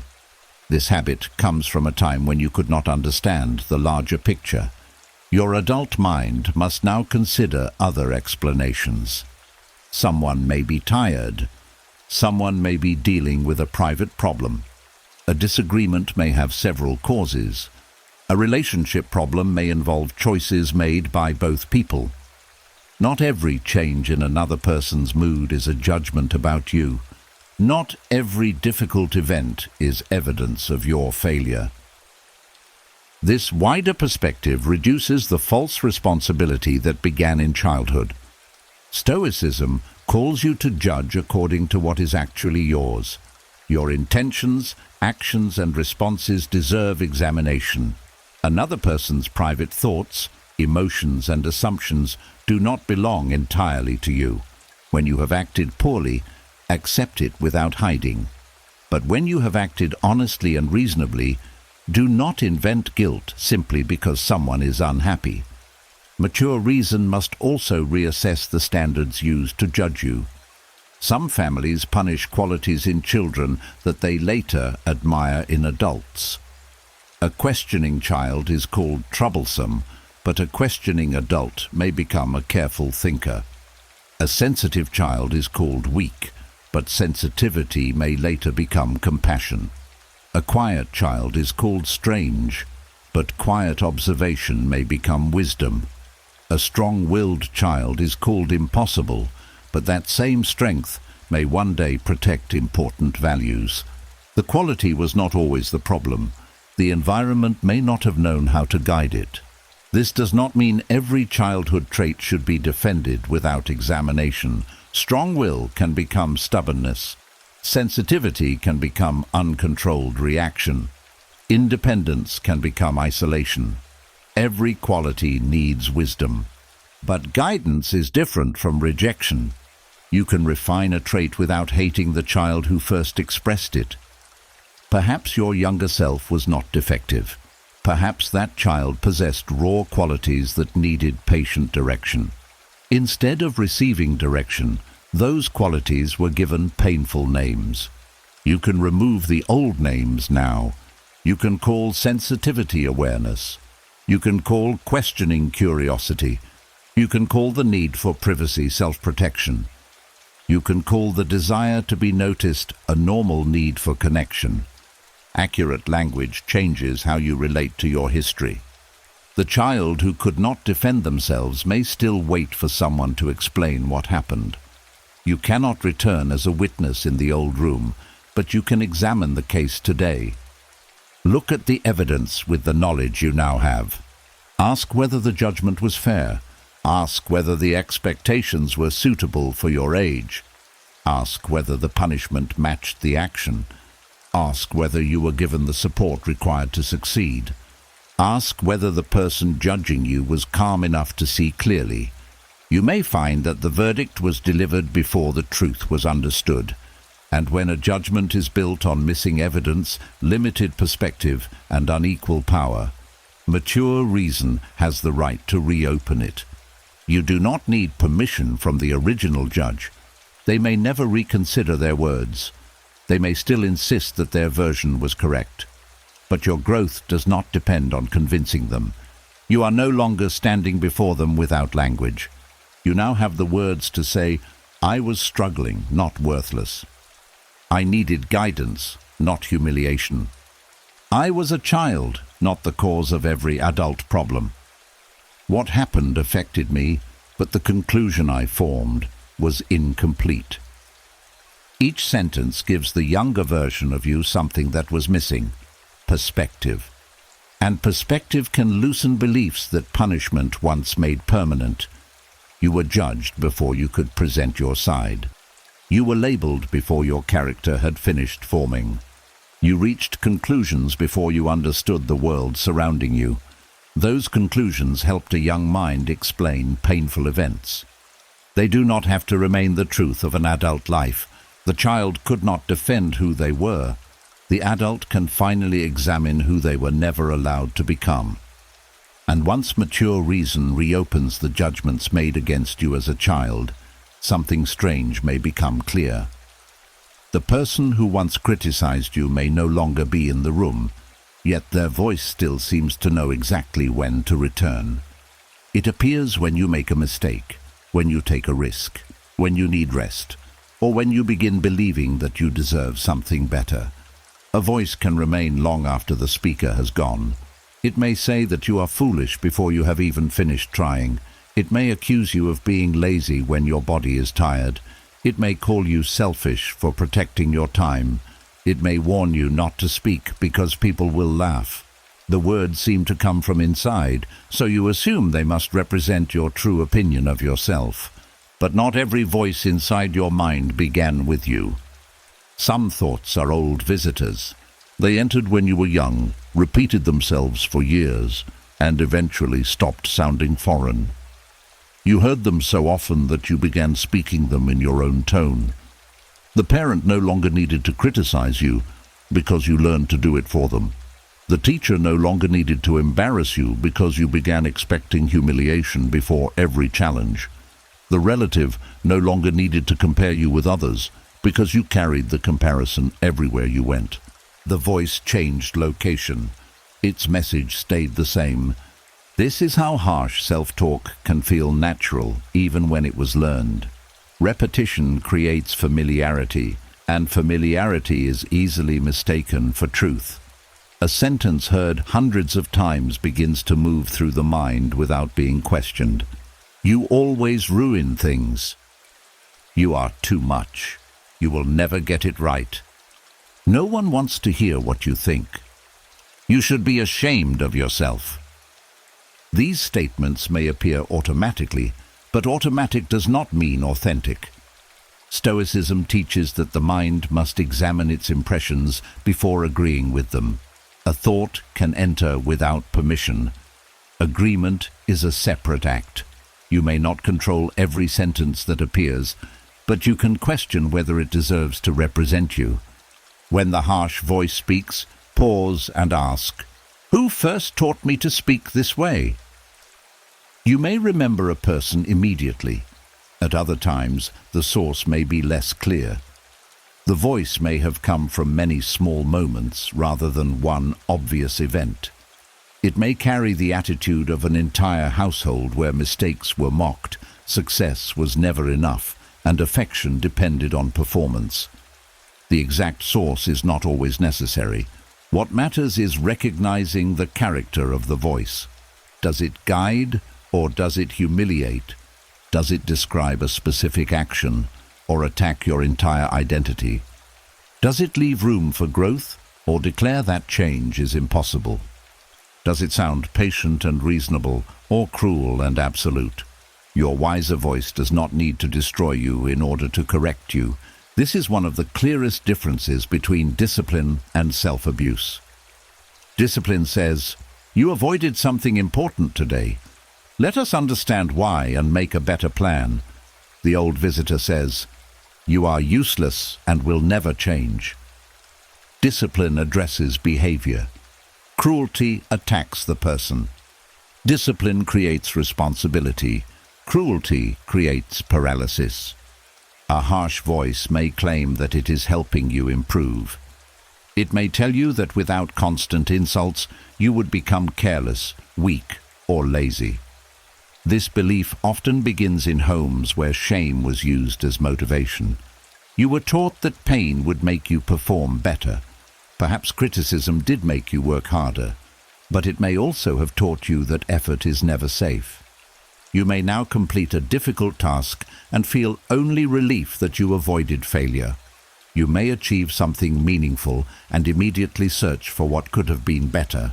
You may receive praise but distrust it because the inner critic has already prepared a list of faults. Success cannot reach a mind that has been trained to reject it. The old voice keeps moving the standard. When you improve, it says the improvement was too small. When you succeed, it says anyone could have done it. When you rest, it calls you unproductive. When you work, it says you should have begun earlier. Its purpose is not excellence. Its purpose is to maintain shame. A wise inner voice behaves differently. It recognizes effort without pretending every result is perfect. It notices mistakes without turning them into proof of worthlessness. It allows satisfaction while remaining willing to learn. You may fear that speaking kindly to yourself will make you less disciplined, but consider how a good leader treats someone they want to strengthen. A good leader gives clear direction. They name the problem honestly. They do not hide consequences. Yet they also avoid needless humiliation, because humiliation damages courage and judgment. You deserve the same quality of leadership within your own mind. When you make an error, ask what your wiser self would say if the goal were genuine improvement. It might say, "That decision was rushed. Slow down next time." It might say, "You were afraid, and fear influenced your choice. Courage now means repairing what you can." It might say, "You need more preparation before trying again." These statements are not soft excuses. They are useful instructions. The old visitor rarely gives useful instructions. It prefers labels because labels keep you trapped. If you are simply stupid, there is nothing specific to improve. If you are a failure, no single action can correct the problem. The accusation is so broad that it offers no path forward. This is how cruel self-talk pretends to create change while preventing it. Stoic discipline is precise. What happened? What choice was within your control? What could be done differently? What lesson should be carried forward? Once these questions are answered, continued punishment serves no purpose. Repeating an insult does not add wisdom to the lesson. It only keeps the mind attached to the error. You may also notice that the old voice becomes louder when you are about to leave a familiar role. If you have always been the quiet one, it may attack when you speak confidently. If you have always pleased others, it may call you selfish when you set a limit. If you have hidden your abilities, it may accuse you of arrogance when you allow yourself to be seen. The voice protects the old identity because the old identity once created safety. It does not care whether that identity still allows you to live fully. A childhood role can become an adult prison, and the inner critic often stands at the door. It warns that change will lead to rejection. It says people will not recognize you. It reminds you of what happened the last time you became visible. But a warning formed in one environment may not belong in every environment. You are allowed to outgrow the version of yourself that was created to survive other people's moods. The old voice may become especially active in moments of uncertainty. Before a new opportunity, it may tell you not to apply. Before an honest conversation, it may tell you that your words will not matter. Before beginning a creative project, it may say that others will laugh. Notice when the criticism arrives. It often appears before evidence. Nothing has failed yet, but the voice has already delivered a verdict. No one has rejected you, yet it prepares you for shame. This reveals that it is not reporting reality. It is repeating a pattern. A useful practice is to separate prediction from fact. The thought says, "Everyone will think I am foolish." The fact may be, "I do not know how everyone will respond." The thought says, "I will certainly fail." The fact may be, "The outcome is uncertain and I can prepare carefully." The thought says, "I cannot handle criticism." The fact may be, "Criticism is uncomfortable, but I can examine what is useful and leave what is not." Facts create room for action. The old voice creates false certainty. You do not need to replace every harsh sentence with exaggerated praise. The mind may reject statements that feel unbelievable. Instead, replace cruelty with accuracy. Rather than saying, "I never make mistakes," say, "A mistake does not define my whole ability." Rather than saying, "Everyone will love what I do," say, "Approval is not fully within my control."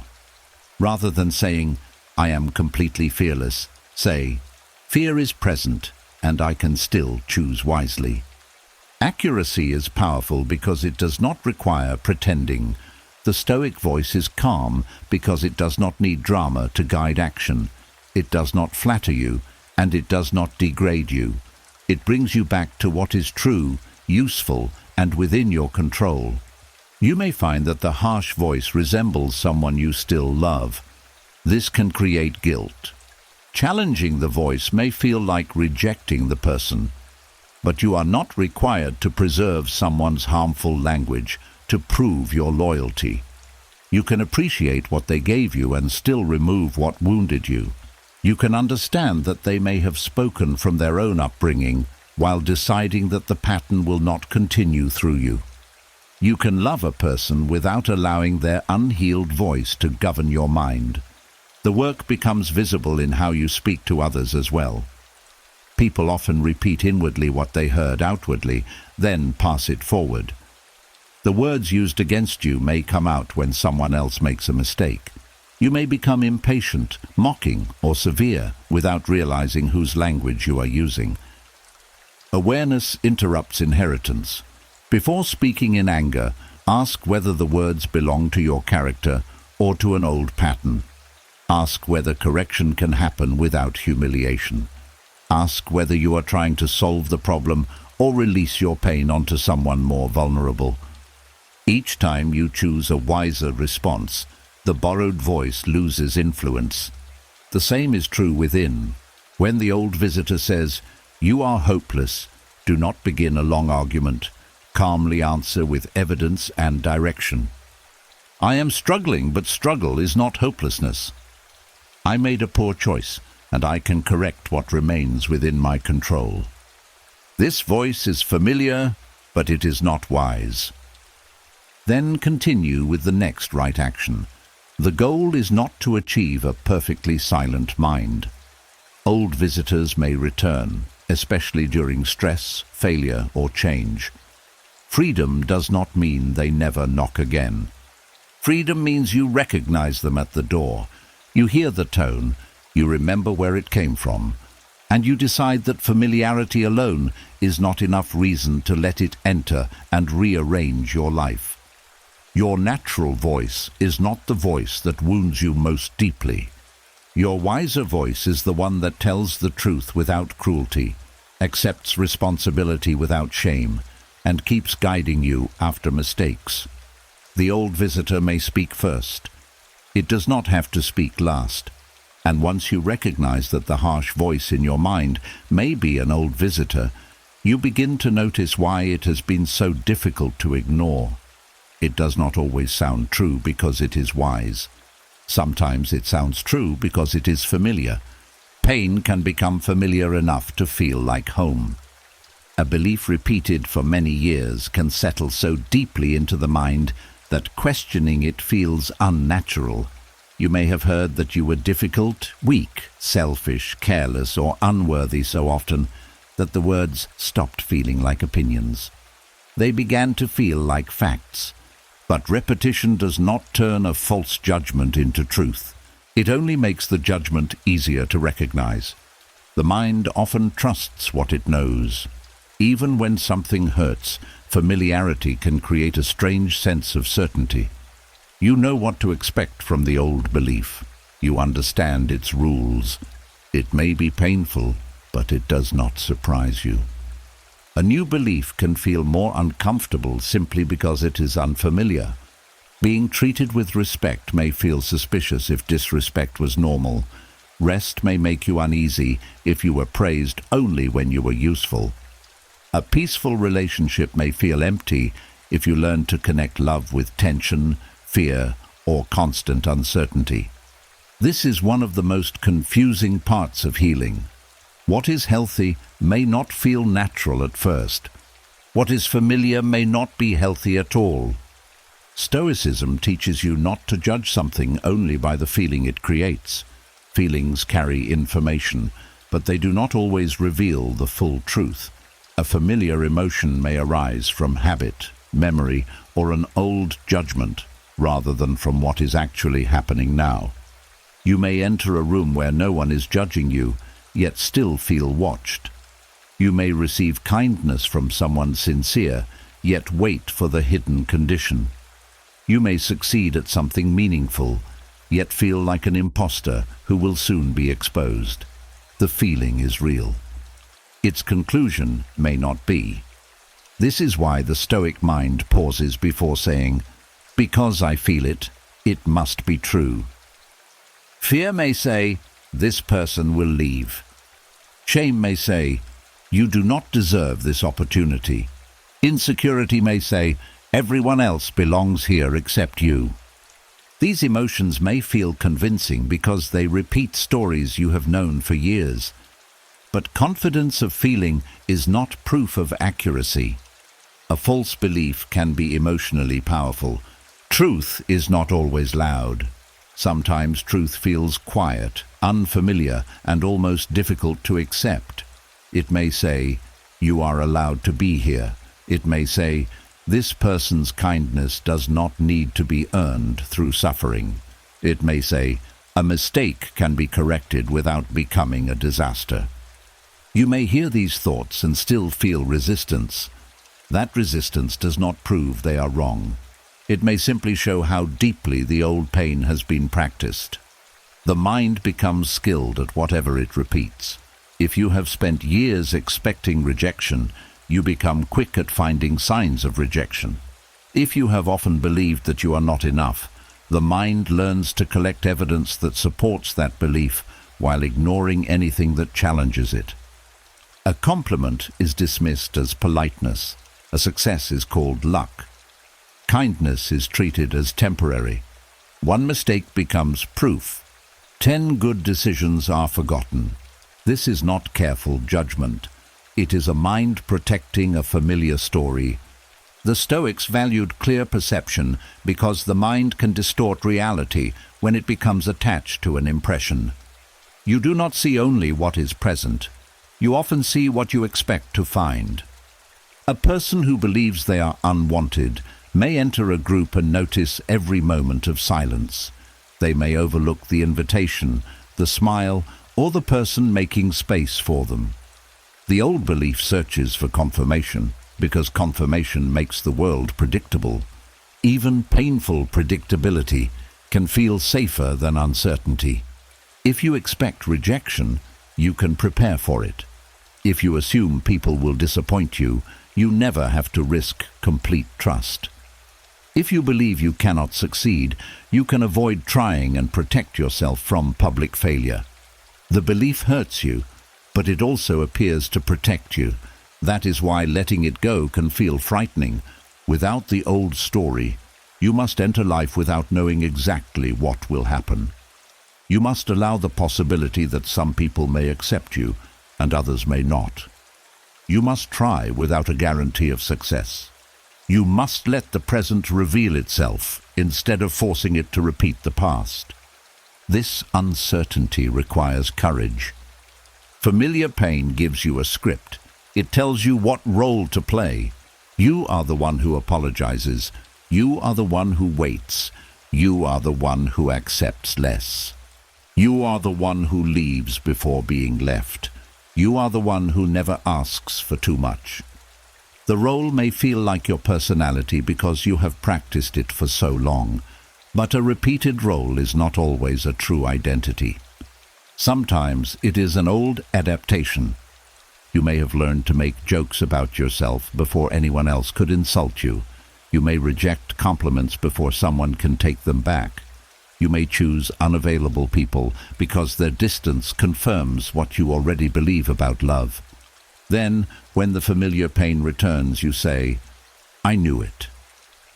But sometimes the mind does not merely predict the old outcome. It helps recreate it. If you assume that no one can be trusted, you may remain guarded even with honest people. They may eventually stop trying to come close, and their distance appears to prove your belief. If you believe that your needs are burdensome, you may hide them until resentment grows. When the relationship struggles, you may conclude that your needs caused the problem. The old belief creates behavior. The behavior influences the result. The result strengthens the old belief. This cycle can continue for years unless it is examined. Stoic discipline interrupts the cycle by asking you to separate what you know from what you assume. You may feel unwanted. What evidence shows that you are unwanted in this present situation? You may feel unsafe. Is there a real threat, or is the environment simply unfamiliar? You may feel incapable. What task is actually required, and what preparation could help you meet it? These questions do not mock the emotion. They make room for reality. Sometimes your fear will be correct. Someone may truly be dishonest. A situation may genuinely be unfair. A goal may require abilities you have not yet developed. Stoicism is not blind optimism. It asks for accuracy. The problem is not that pain always lies. The problem is that familiar pain often speaks before the evidence is complete. It sees one delayed message and announces abandonment. It sees one mistake and announces failure. It sees one disagreement and announces rejection. It turns a small event into a full return of everything that happened before. Your task is to reduce the event to its proper size. One delay is one delay. One mistake is one mistake. One disagreement is one disagreement. The present does not automatically become the past simply because it awakens the same feeling. You can learn to recognize familiar pain by its language. It often speaks in absolute terms. Nothing ever changes. Everyone leaves. I always ruin things. No one can be trusted. I will never be enough. Words such as always, never, everyone, and no one should make you pause. They may signal that the mind is no longer describing one event. It is repeating an old emotional rule. Ask whether the statement is completely true. Has everyone left? Have you failed at everything? Has no one ever shown care? Is there truly no evidence of growth? You may discover that the old belief survives by ignoring exceptions. Those exceptions matter. One safe relationship does not erase every painful one, but it proves that pain is not the only possible pattern. One brave action does not remove all fear, but it proves fear does not control every choice. One person respecting your boundary proves that boundaries do not always lead to abandonment. New truth often begins as an exception. At first, the exception may feel too small to trust. The old belief has years of emotional weight behind it. But truth does not become less true because it is new. You must give new evidence time to become familiar. This requires repetition of a different kind. The old belief became powerful through repeated agreement. A healthier understanding becomes stronger through repeated practice. You notice a compliment and resist dismissing it. You receive help and allow yourself to say thank you without apologizing. You make a mistake and correct it without calling yourself worthless. You spend time with someone safe without searching constantly for hidden rejection. Each moment teaches the mind that another way of living is possible. At first, safety may feel boring, peace may feel empty, kindness may feel suspicious. This does not mean you should return to chaos. It may mean your system is adjusting to something it was never taught to recognize. A person raised around conflict may mistake intensity for connection. Calm relationships may seem less passionate because there are no dramatic highs and lows. Yet constant emotional disturbance is not proof of deep love. Sometimes peace feels unfamiliar because no one taught you that love could be steady. The same is true of self-respect. You may feel guilty when you stop explaining every choice. You may feel cruel when you refuse a request. You may feel proud in a negative way when you acknowledge your strengths. These feelings may be echoes of old rules. Do not assume the guilt means the boundary is wrong. Do not assume the discomfort means you should return to self-abandonment. Examine your conduct. Were you honest? Were you respectful? Was the boundary fair? Did you act with self-control? When your action agrees with your values, allow the discomfort to pass without reversing the decision. The feeling may belong to the old pattern. Your choice can belong to the person you are becoming. This is how familiar pain loses authority.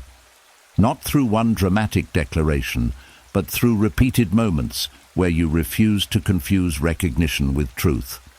You may recognize shame. You do not have to believe its accusation. You may recognize fear. You do not have to accept its prediction. You may recognize rejection. You do not have to assume it is present every time someone disappoints you. Familiarity tells you, I have felt this before. Truth asks, what is actually happening now? Keep returning to that question. The old pain may arrive with confidence because it has rehearsed its speech for years. Let it speak if it must. Then examine its claim. You are not required to reject every feeling. You are required to stop treating every familiar feeling as a final witness. Some beliefs feel true because they have lived inside you for a long time. But residence is not evidence. Pain may know your name. That does not mean it knows who you are. And once you stop confusing familiar pain with truth, another question rises quietly. Why did another person's words ever become powerful enough to decide how you felt about yourself? Somewhere along the way, your worth may have been placed into hands that were never steady enough to hold it. A compliment made you rise. A cold response made you fall. Praise made you feel visible. Rejection made you question everything. Without noticing it, you may have allowed other people to become the judges of whether you were valuable, lovable, intelligent, attractive, capable, or worthy of respect. Your inner life began moving according to reactions you could not control. This is one of the most exhausting ways to live. When your value depends on approval, every room becomes a courtroom, every conversation becomes a test, every silence feels like evidence. You begin studying faces instead of expressing yourself honestly. You measure your words before speaking. You change your personality depending on who is present. You are not simply living, you are constantly waiting for a verdict. This habit often begins in childhood, when approval was connected to safety. Perhaps warmth appeared only when you behaved perfectly. Maybe praise came when you achieved something, helped the family, stayed quiet, or met expectations. When you struggled, disagreed, or needed comfort, affection may have become distant. The child learns a dangerous lesson. Love must be earned, worth must be proven. Acceptance can disappear at any moment. That child grows older and enters adult relationships carrying the same emotional contract. You may work hard to become useful because usefulness once protected you from rejection. You may hide your real opinions because agreement once preserved connection. You may give more than you can afford because saying no feels like risking love. The people change. The bargain remains. You keep offering parts of yourself in exchange for signs that you matter. But Stoicism teaches that anything placed entirely under another person's control can never provide stable peace. Praise is not yours to command. Rejection is not yours to prevent. Someone may admire you today and misunderstand you tomorrow. A person may celebrate a quality in you that another person dislikes. If your worth rises and falls with every reaction, it will never be secure.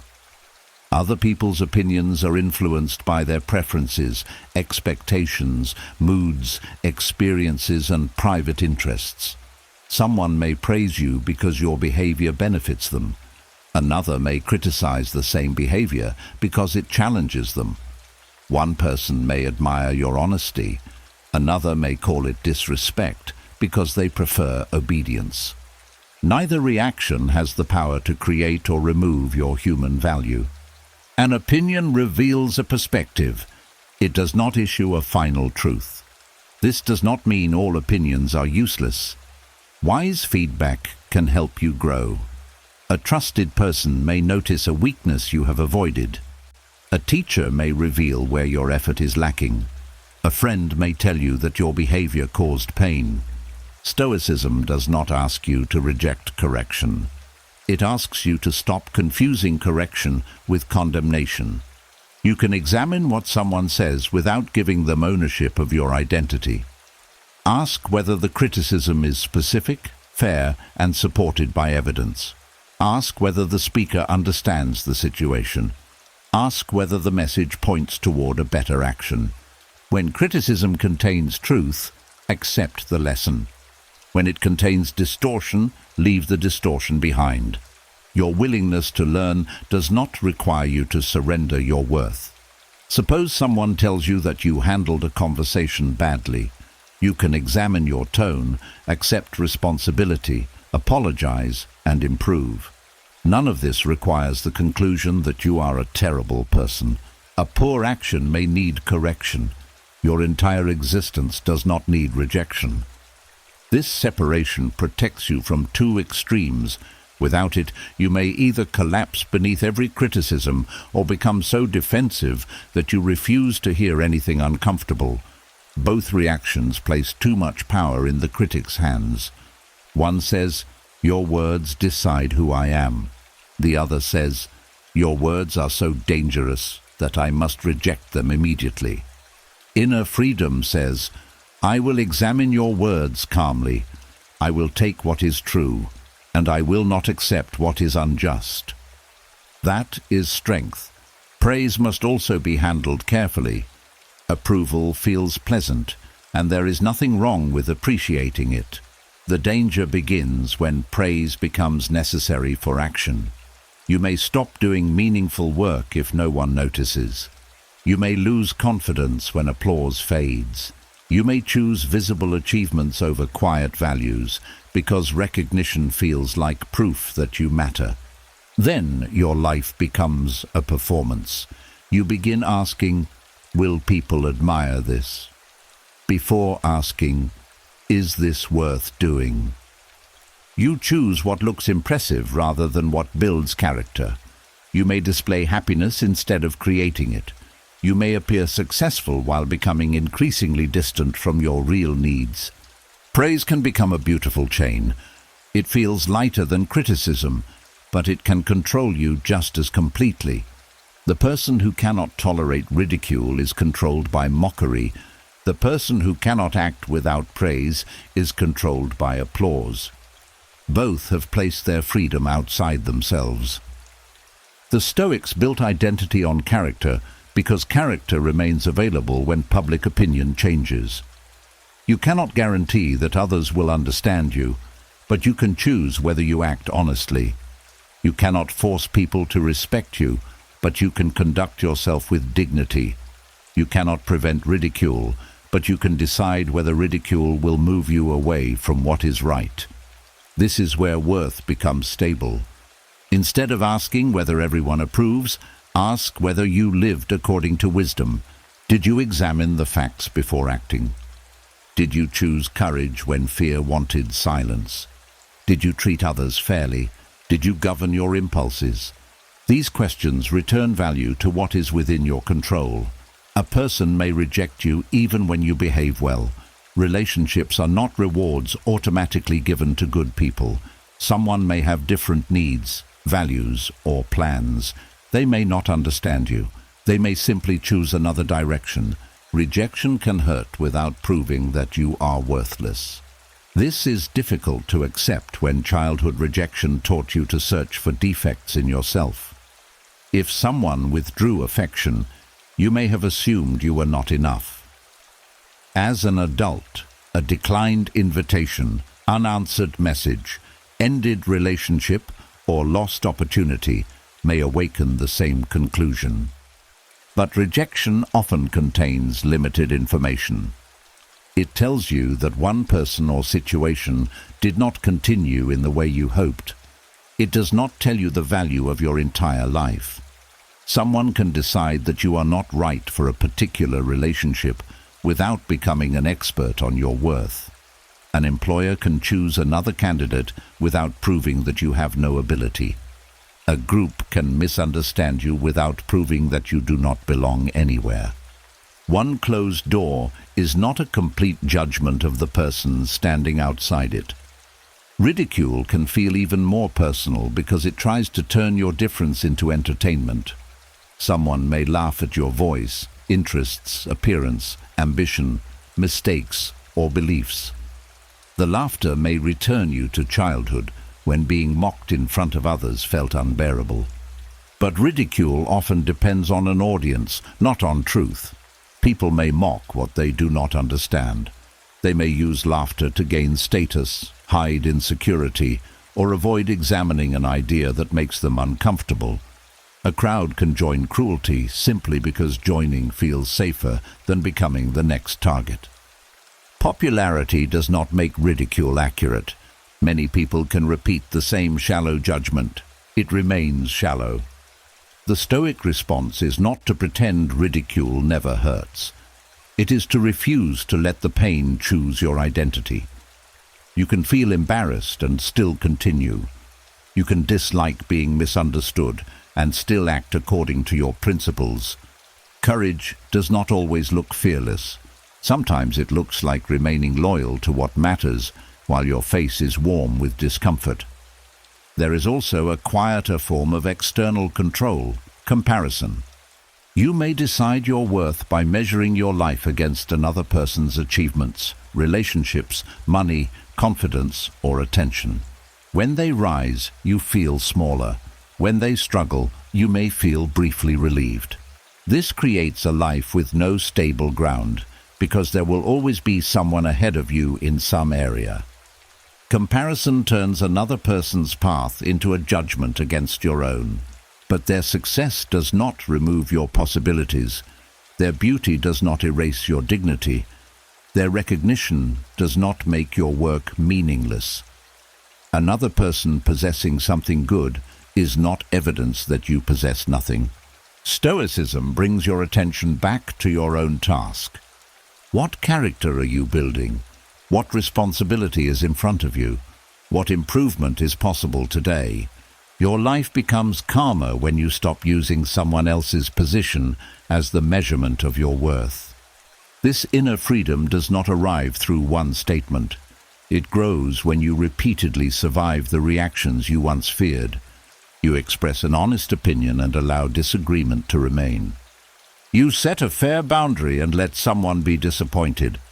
You create something meaningful even when few people notice. You receive praise without becoming dependent on it. You receive criticism without allowing it to crush you. Each experience teaches you that another person's reaction can affect your feelings without controlling your identity. You may still feel hurt. Freedom does not require emotional numbness. It means the feeling is no longer the ruler. You can say, their rejection disappointed me, but it did not reduce my worth. Their praise encouraged me, but it did not create my value. Their ridicule embarrassed me, but it did not change my character. Their approval is welcome, but it is not my foundation. These statements place every reaction in its proper position. Other people can offer information. They can offer connection. They can offer affection, support, criticism, or praise. But they cannot become the owners of what you are. Your worth does not increase when someone finally recognizes it. Recognition only means they have noticed something that was already there. Your worth does not disappear when someone fails to see it. A person's blindness does not remove what exists. This is the freedom Stoicism protects, the ability to remain rooted while opinions change around you. You do not need to become careless about how your actions affect others. You should still listen, learn, apologize, and improve. But do these things because justice and wisdom require them, not because you are begging to remain worthy. You were worthy of humane treatment before you performed perfectly. You remain worthy of dignity while you are still learning. And although your character must be shaped by your choices, your basic human value was never something another person had the authority to grant or remove. Praise may visit. Rejection may visit. Ridicule may visit. Approval may visit. Let them come and go. Your worth was never meant to leave with them. And once your worth is no longer placed under another person's control, a harder truth begins to surface. The labels placed on you in childhood may have started in someone else's mouth, but many of them survived because your adult choices continued giving them evidence, attention, and authority. A label can outlive the person who created it. You may have been called difficult because you asked questions, expressed strong feelings, or resisted unfair treatment. Years later, you may enter every disagreement expecting others to see you as a problem. You become defensive before anyone attacks. You speak with tension. You withdraw quickly. When the conversation goes badly, the old label seems confirmed. You think, they were right. I am difficult. But the label did not predict the outcome. It helped shape your response. This is how childhood words continue living through adult participation. The label enters your behavior, influences your expectations, and quietly helps create situations that appear to prove it true. That does not mean you are responsible for what was done to you. It means you now have influence over what continues through you. There is a difference between causing a wound and participating in its survival. You did not choose the first insult. You did not ask to be misunderstood, compared, mocked, or reduced to one painful word. But adulthood gives you the ability to notice how that word still affects the way you live. Perhaps you were called weak. Now you may avoid every situation where your strength could be tested. You refuse challenges because failure might awaken the old shame. You remain silent when you should defend yourself. You depend on people who make decisions for you because choosing alone feels frightening. Then each act of avoidance seems to confirm weakness. But avoidance is not your permanent nature. It is a practiced response. A person does not become courageous by waiting to feel completely fearless. Courage grows when action is taken while fear is still present. Each time you speak when silence would betray your values, you challenge the label. Each time you make a decision without asking everyone for permission, you create new evidence. You are no longer arguing with the word. You are living against it. Perhaps you were called selfish. The label may now control you in another way. You give until you are exhausted. You agree when you want to refuse. You allow people to interrupt your rest, spend your time and cross your limits because any act of self-protection awakens guilt.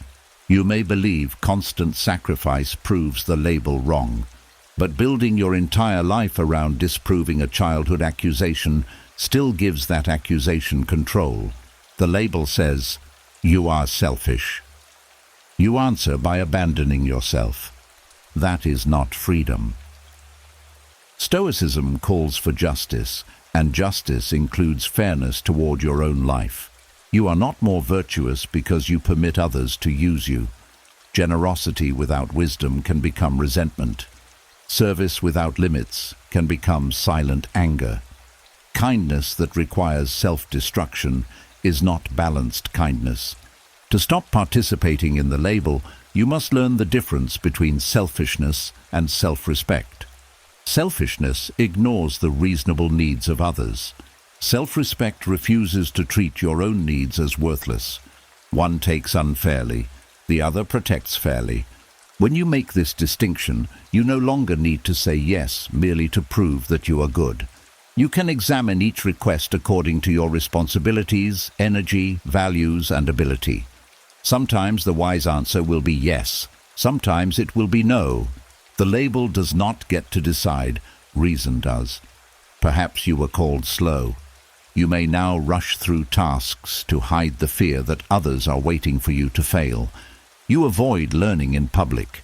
You refuse to ask questions because needing more explanation feels embarrassing. When you do not understand something immediately, you panic instead of allowing yourself time.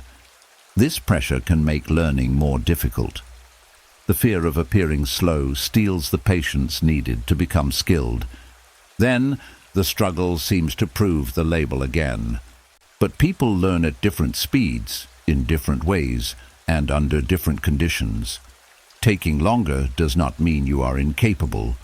A thoughtful person may need time to understand deeply. A careful person may move slowly because they notice details others miss. A person who lacked proper support may simply be learning something later than others. The adult task is not to defend every weakness. It is to stop turning a temporary difficulty into a complete identity. Instead of saying, "I am slow," describe the actual situation. "I need more practice with this." "I understand better when the steps are explained clearly." "I am still developing this skill." Precise language opens a path forward. Labels close it. A label says the problem is who you are. A clear description shows what can be improved. This is why the Stoics placed so much value on accurate judgment. When you use broad words against yourself, you stop seeing the specific choice that is within your control. If you call yourself lazy, you may miss the fact that you are overwhelmed, poorly organized, afraid of failure, or disconnected from the task. These problems require different solutions. Overwhelm may require breaking the work into smaller parts. Poor organization may require a schedule. Fear may require beginning imperfectly. Lack of meaning may require reconsidering the goal. The word lazy explains almost nothing. It only creates shame. Perhaps you were called unwanted. This label can shape relationships in painful ways. You may expect people to leave, so you become overly attached when someone shows interest. You may accept neglect because any attention feels better than none. You may remain in relationships where affection is uncertain because uncertainty feels familiar. Sometimes you may test people without realizing it. You become distant to see whether they will chase you. You create conflict to discover whether they will stay. You ask repeatedly for reassurance, but no answer feels strong enough to silence the old fear. When the other person becomes exhausted, their distance appears to confirm that you were unwanted all along. But the label influenced the relationship before the outcome arrived. The Stoic response is not to shame yourself for needing reassurance. It is to become conscious of the pattern and begin participating differently. You can communicate fear without turning it into a test. You can say, "When communication changes suddenly, I become anxious. I would rather ask clearly than create a story." You can choose people whose behavior is consistent instead of chasing people whose distance keeps the old wound active. You can allow connection to develop slowly rather than demanding that another person repair years of pain immediately. No relationship can permanently prove your worth to you. That work must also happen within your own conduct. You show yourself that you are wanted by refusing to abandon your values for company. You show yourself that you matter by caring for your life when no one is watching. You build a relationship with yourself that does not disappear when someone else leaves. This does not remove the pain of rejection. It prevents rejection from becoming proof of the label. Perhaps you were called careless because of one mistake, emotional because of one reaction, or troublesome because you would not remain silent. Childhood labels are often created by taking a moment and stretching it across an entire personality. Adult participation continues when you do the same thing. You forget one appointment and say, "I am always careless." You become upset and say, "I am too emotional." You make one poor decision and say, "I ruin everything." Notice how quickly a single event becomes a permanent identity. This is not honest accountability. It is old language repeating itself. A wiser response keeps the action separate from the person. "I forgot an appointment. I need a better reminder system." "I reacted strongly. I need to understand what was touched inside me." "I made a poor decision. I can examine the judgment that led to it." This kind of language does not protect you from responsibility. It makes responsibility possible because it identifies what can actually change. You cannot repair a label. You can repair a behavior. You cannot create a plan for being bad. You can create a plan for speaking more patiently, preparing more carefully, or acting more honestly. The label feels final. Character remains active. Stoicism teaches that character is shaped through repeated choices. This means your present actions carry more authority than names placed on you before your character was fully formed. If you were called unreliable, become someone who keeps small promises. If you were called incapable, practice one skill with patience. If you were called unkind, choose fairness when irritation rises. If you were called weak, remain steady through one uncomfortable moment. Do not attempt to prove the label wrong through a dramatic performance. Grand gestures may create temporary relief, but identity changes through consistent conduct.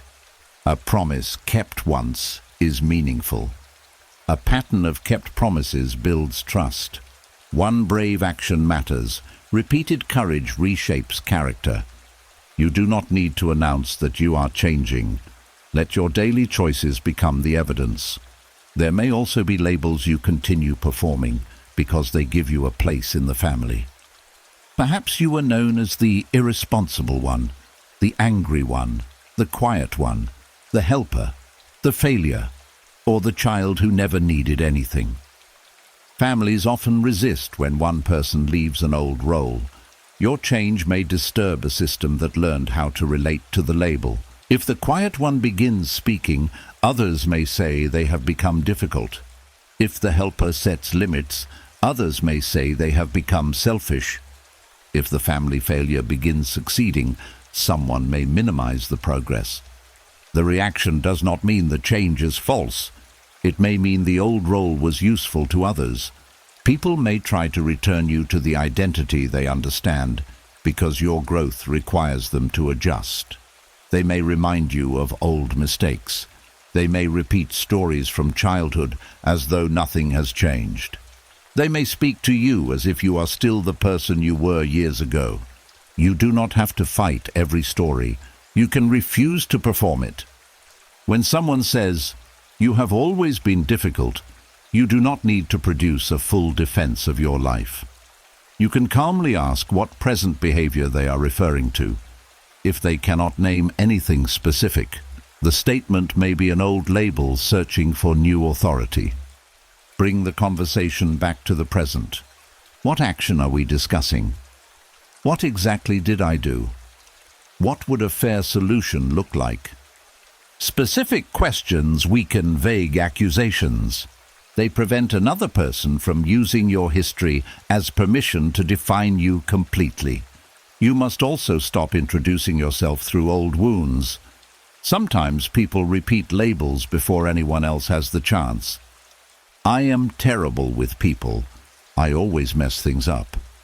I am the difficult one in my family. These statements may seem like harmless jokes, but the mind listens to what you repeatedly say. Other people also learn how to see you through the language you provide. You do not need to create a false image of perfection. Simply stop turning your limitations into your name.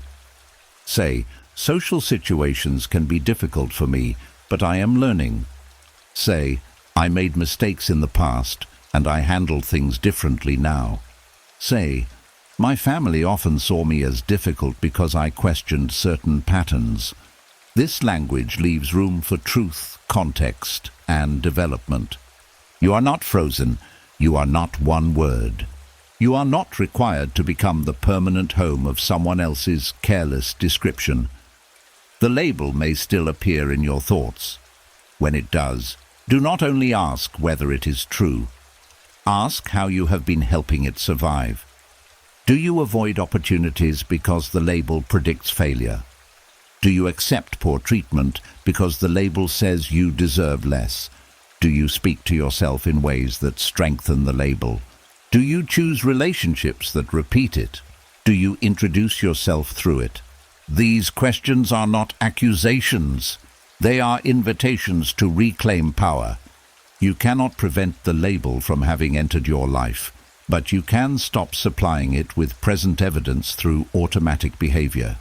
The word difficult does not survive when you learn calm communication and fair boundaries.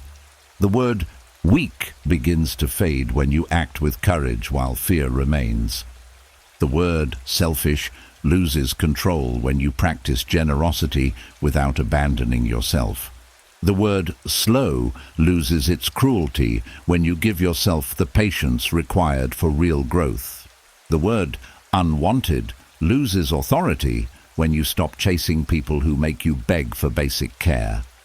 Childhood labels are not living creatures. They cannot sustain themselves. They require repetition, agreement, and participation.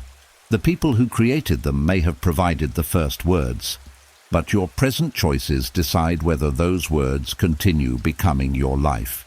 You do not have to spend adulthood fighting every label spoken in childhood. You only have to stop living as though it was true. And once you stop helping childhood labels survive through your present choices, another truth becomes clear. The past has no mouth of its own. It cannot enter today, stand beside you, and repeat what was said years ago. To remain powerful, it must borrow something from you. It must borrow your attention. It must borrow your imagination. It must borrow your present voice. An insult spoken once can be repeated thousands of times without the original speaker saying another word. The repetition happens through rumination. You replay the moment, rebuild the room, hear the tone, and search again for what you should have said. Each return makes the event feel close, even when many years have passed. The speaker may have forgotten the sentence. You may still be giving it new life every morning. This is not because you enjoy suffering. The mind often repeats painful events because it believes repetition will create understanding, protection, or control. It returns to the scene hoping to find the missing answer. Perhaps there was something you failed to notice. Perhaps you can discover why it happened. Perhaps one more review will finally make the pain disappear. But rumination is not always reflection. Reflection examines the past to gain a useful lesson. Rumination circles the past without arriving anywhere. Reflection asks, "What can this teach me?" Rumination asks, "Why did this happen to me?" Again and again, even when no new answer is available. Reflection ends with a clearer choice. Rumination ends with the same wound feeling fresh. The difference matters because thinking about pain can feel productive while quietly becoming another form of captivity. You may believe you are solving the past, but you are only allowing it to occupy more of the present. Stoicism asks a practical question. Is this thought helping you act wisely now? If the answer is no, then continuing the thought may not be loyalty to truth. It may be obedience to habit. You cannot always stop a memory from appearing, but when it appears, you can notice whether you are learning from it or feeding it. The past also borrows your voice through self-criticism. Someone once called you foolish. Years later, you make a mistake and repeat the insult before anyone else can respond. Someone once said, "You were a burden." Now, whenever you need support, you apologize for existing. Someone once treated you as unwanted. Now, when a relationship becomes uncertain, you tell yourself that no one could truly choose you. The old speaker is no longer doing the work. You have become the messenger. This can be painful to admit, but it is also hopeful. What is being repeated through you can be interrupted by you. The goal is not to blame yourself for carrying the language. You learned it before you knew how to resist it. You may have repeated it for so long that it became automatic. Responsibility begins now, not in the moment when you were too young to understand. You are not guilty for having learned the voice. You are responsible for whether you continue treating it as wisdom. When the old sentence returns, do not answer it with another insult. Do not say, "I am foolish for still thinking this way." That only gives the past a new disguise. Instead, notice the repetition. This is the old accusation returning. This is a sentence I learned, not a fact I discovered. This thought belongs to a painful pattern, and I do not have to continue it. These responses interrupt the flow without creating another battle inside you. The Stoics understood that control often begins in the small space between an impression and your agreement with it. A thought appears. Before you accept it, there is a moment, sometimes very brief, where examination is possible. Use that moment. Suppose you make an error and immediately think, "I ruin everything." Pause. What happened in reality? You made one error. What can be corrected? Perhaps you can apologize, revise the work, ask for help, or prepare better next time. What does the insult add? Nothing useful. It only turns a specific problem into a judgment against your whole identity. The past survives when you allow one present mistake to become evidence for an old sentence. Interrupting repetition means keeping events in their proper size. A mistake is not a life story. A rejection is not proof that you are unlovable. A difficult day is not evidence that you have failed completely. One person's opinion is not the voice of the entire world. The past also borrows your imagination through fearful prediction.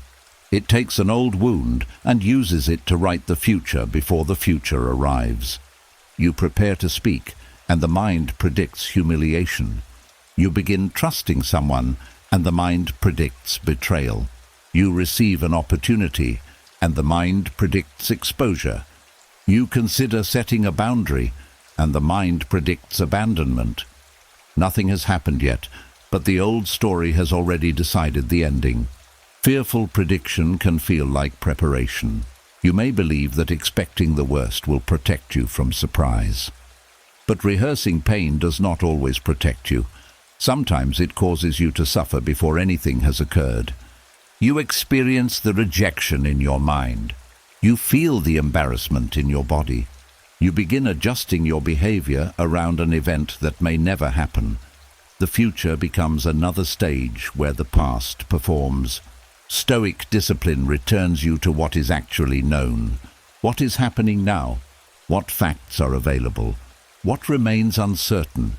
What action is within your control? These questions close the door that fearful imagination keeps opening.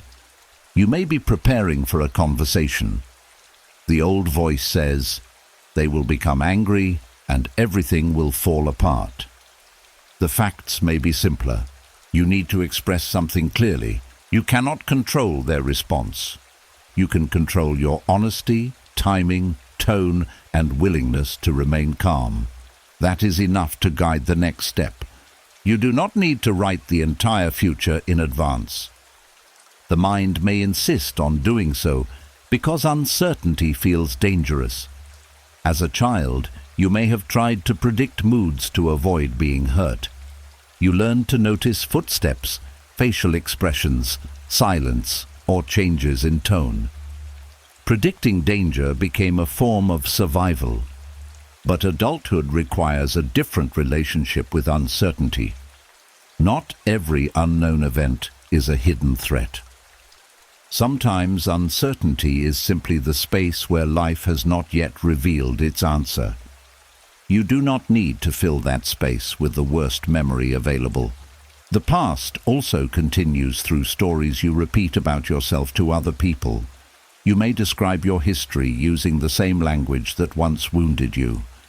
"I have always been the failure. I am the one nobody understands.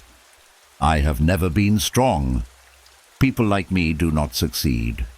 Each statement may feel like honesty, but it can quietly turn pain into identity. The story becomes more fixed every time it is told.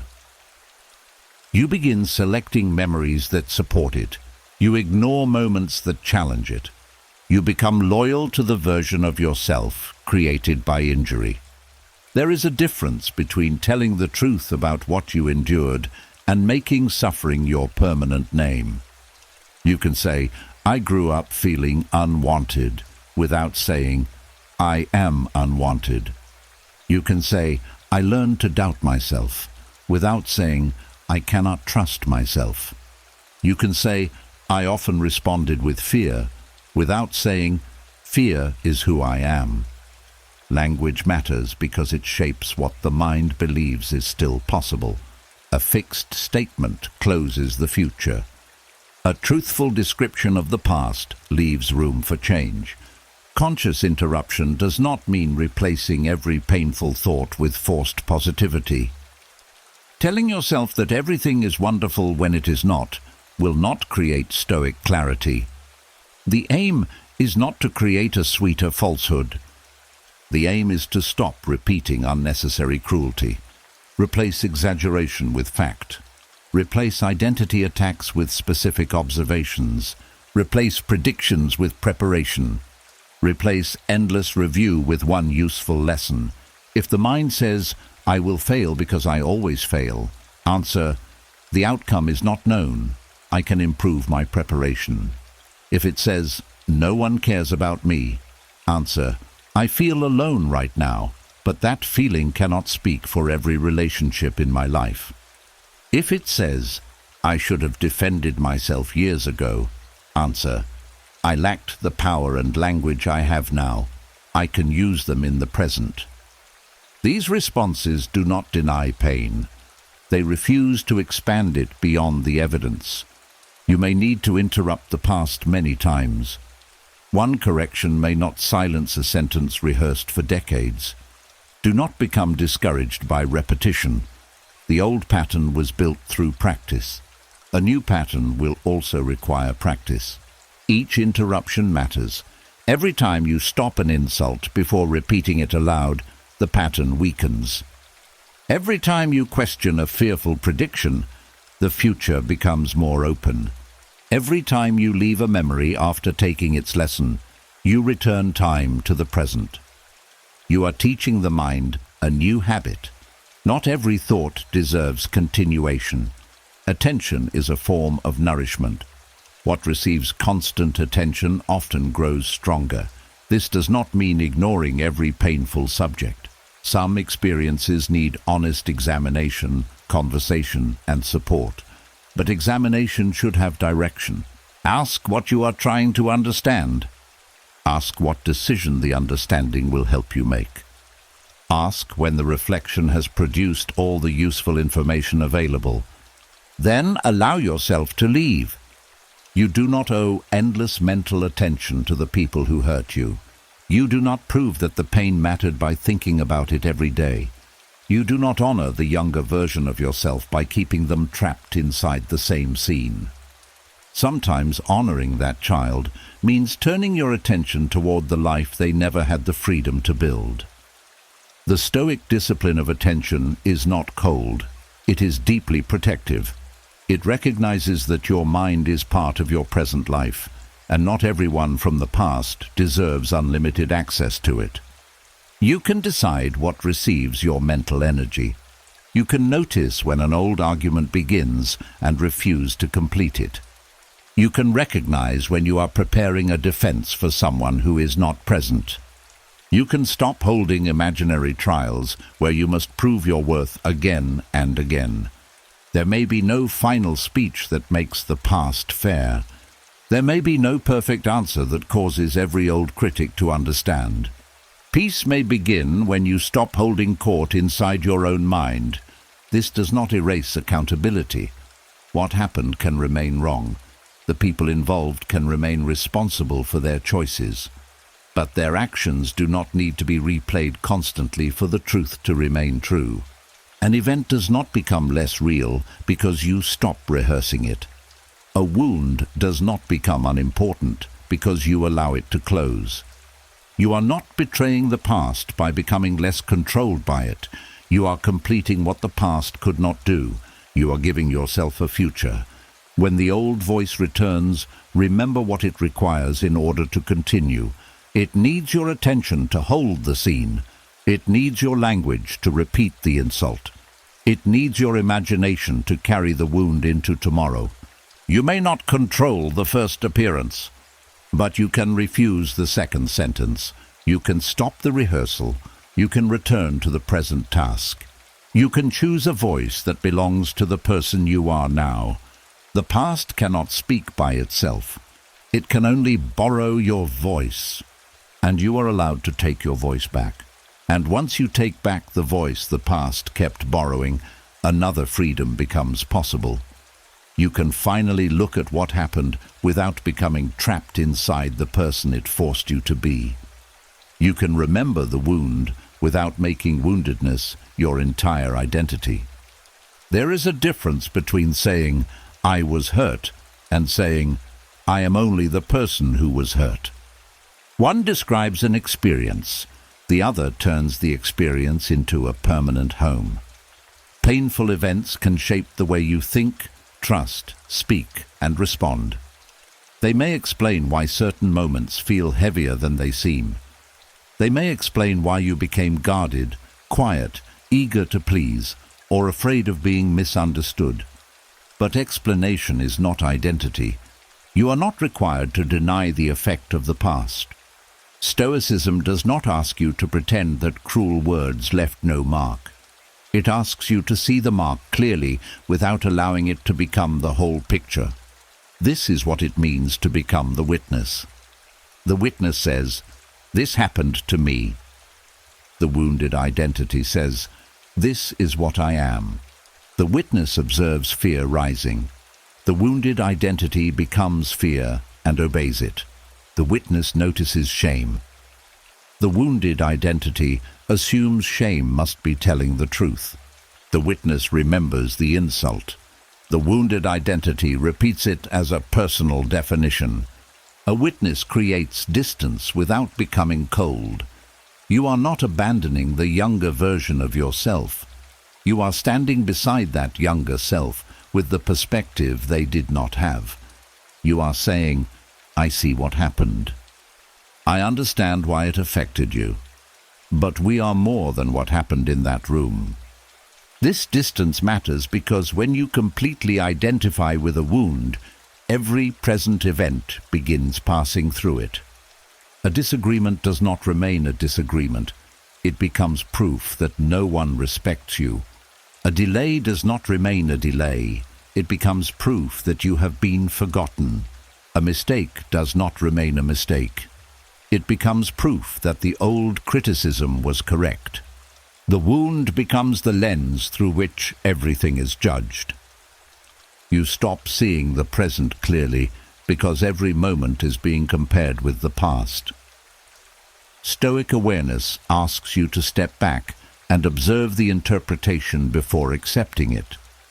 You can say, "This situation has awakened an old feeling." That is different from saying, "The old situation is happening again."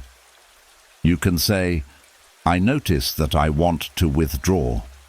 That is different from saying, "Withdrawal is my only choice." You can say, "Part of me expects rejection." That is different from saying, "Rejection is certain." The language of witnessing leaves room for reason. It allows you to experience emotion without disappearing inside it. This is important because pain often tries to speak as the whole self. It says, "I am afraid," when a more accurate statement may be, "A part of me feels afraid." It says, "I am broken," when the truth may be, "I am carrying an injury that still needs care." The difference may seem small, but it changes what feels possible. If you are broken, you may wait for someone else to repair you. If you are carrying pain, you can begin choosing how to respond to it. If you are unlovable, there appears to be no path forward. If you learn to expect rejection, that expectation can be examined and changed. A fixed identity creates helplessness. A witnessed pattern creates choice. Some people become deeply attached to a wounded identity because it gives meaning to years of confusion. At last, there is a clear explanation for why life has been difficult. There can be relief in naming what happened. Naming the wound is important, but there is a danger in making the wound the center of every story. You may begin describing yourself only through what others did. Every decision becomes connected to the injury. Every relationship becomes a test of whether the past will repeat. Every success becomes proof that you survived, while every struggle becomes evidence that you will never escape. The wound remains the main character. Your life becomes a response to people who may no longer be present. Stoicism returns attention to your present character. It asks not only, "What happened to you?" but also, "What will you choose because you are here now?" This does not erase injustice. It restores agency. You did not choose the original wound. You do choose whether honesty, courage, fairness, and self-control will shape the person you become afterward. The witness can hold two truths at once. What happened to me was unfair, and I am responsible for how I live now. These truths do not cancel each other. The first prevents self-blame. The second prevents permanent powerlessness. Without the first, you may accuse yourself for damage caused by others. Without the second, you may remain emotionally tied to those people forever. A witness sees the past clearly and still turns toward the next useful action. This can be practiced when a painful memory arrives. Instead of entering the scene immediately, notice it as though you are observing a picture. What happened? What did the younger version of you feel? What belief formed in that moment? How does that belief appear in your present life? What does your adult reason understand now that the child could not understand then? These questions turn memory into information. The memory may show that you learned to remain silent when someone became angry. It may reveal that you connected disagreement with the loss of love. It may explain why you apologize before expressing simple needs. This understanding is useful. But the witness does not stop at understanding. The witness asks, what different action is possible now? Perhaps you can remain in the conversation without surrendering your view. Perhaps you can ask for clarification instead of assuming anger means rejection. Perhaps you can express a need without apologizing for having it. Learning becomes complete when it changes your present conduct.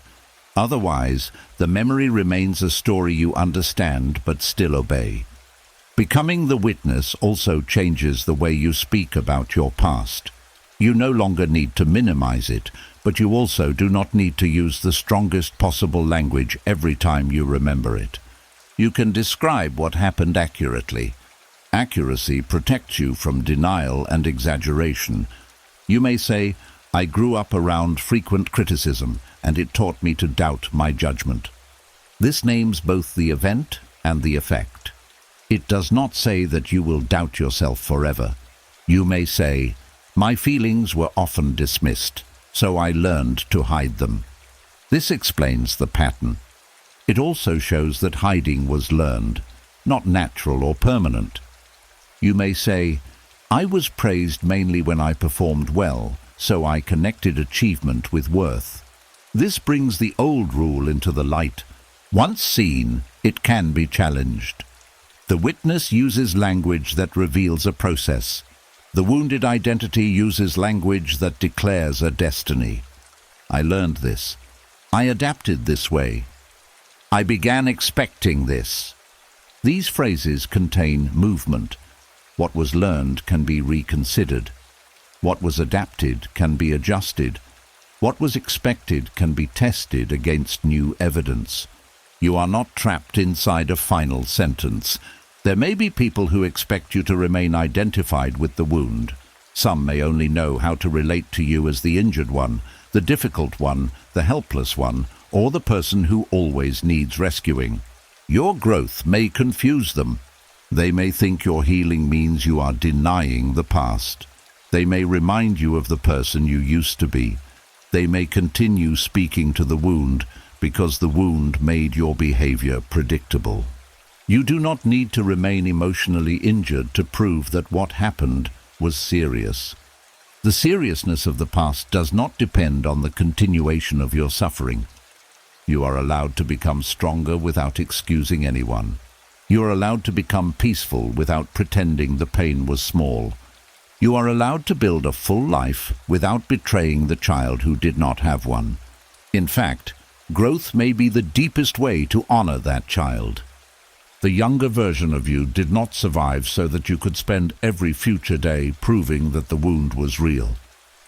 That child needed someone to carry the story forward with wisdom, not remain trapped inside it. You can remember without constantly returning. You can grieve without turning grief into a personality. You can protect yourself without viewing every person as a threat. You can be careful without living in fear. The witness knows that patterns may still appear. You may still react strongly, become defensive, or feel shame during certain situations. Witnessing does not mean perfect control. It means you can notice the pattern sooner. Perhaps before, a painful reaction controlled your entire day. Now you recognize it after an hour. Later, you may recognize it after a few minutes. Eventually, you may notice it as it begins. This is progress. The wound may still speak, but the witness is present to hear it. You can ask, what is this reaction trying to protect? Perhaps anger is protecting sadness. Perhaps withdrawal is protecting fear. Perhaps perfection is protecting you from humiliation. Perhaps people-pleasing is protecting you from rejection. The witness does not condemn the response. It understands why the response developed. Then it decides whether the response still serves the present. This balance is deeply Stoic. You do not attack yourself for having an impression. You do not automatically agree with the impression. You observe. You examine. You choose. This is how emotional discipline grows. You may also discover strengths that developed beside the wound. Perhaps difficult experiences made you observant, compassionate, resourceful, or sensitive to injustice. These qualities do not make the pain necessary or good. Harm does not become acceptable simply because you learned something from it. But you are allowed to recognize what you built in response. The witness sees the entire story, not only what was taken, also what remained. Not only the fear, also the courage that kept moving. Not only the silence, also the voice slowly returning. Not only the injury, also the person who continued becoming. This wider view prevents the wound from claiming ownership of every part of you. You are not only the child who was judged, you are also the adult questioning the judgment. You are not only the person who was silenced, you are also the person learning to speak carefully and clearly. You are not only the one who was rejected, you are also the one deciding what kind of relationships deserve a place in your life. Your identity is still being shaped through present choices. The past may be a chapter of your story, but it is not the author of every page that follows. When pain rises, stand beside it rather than beneath it. Name what is happening. Notice what it awakens. Listen for the old belief. Then ask what the person you are becoming would choose now. You do not need to destroy the wounded part of yourself. That part once tried to protect you. Meet it with respect. But do not hand it the full responsibility of defining your life. Let it be heard. Let wisdom lead. You can witness the wound without worshipping it. You can carry the memory without becoming the memory. You can tell the truth about what happened without turning that truth into a permanent prison. What happened is part of you.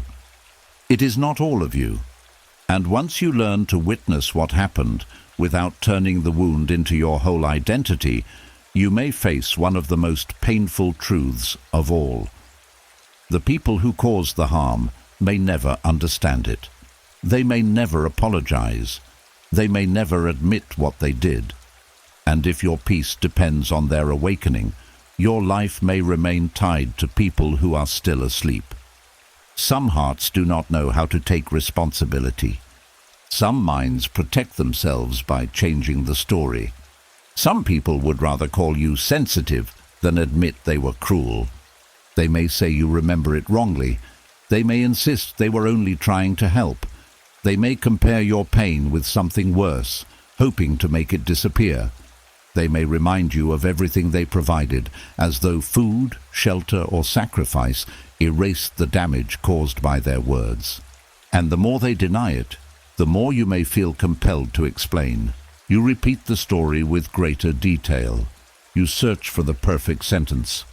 You try to make your pain clear enough that they can no longer avoid it.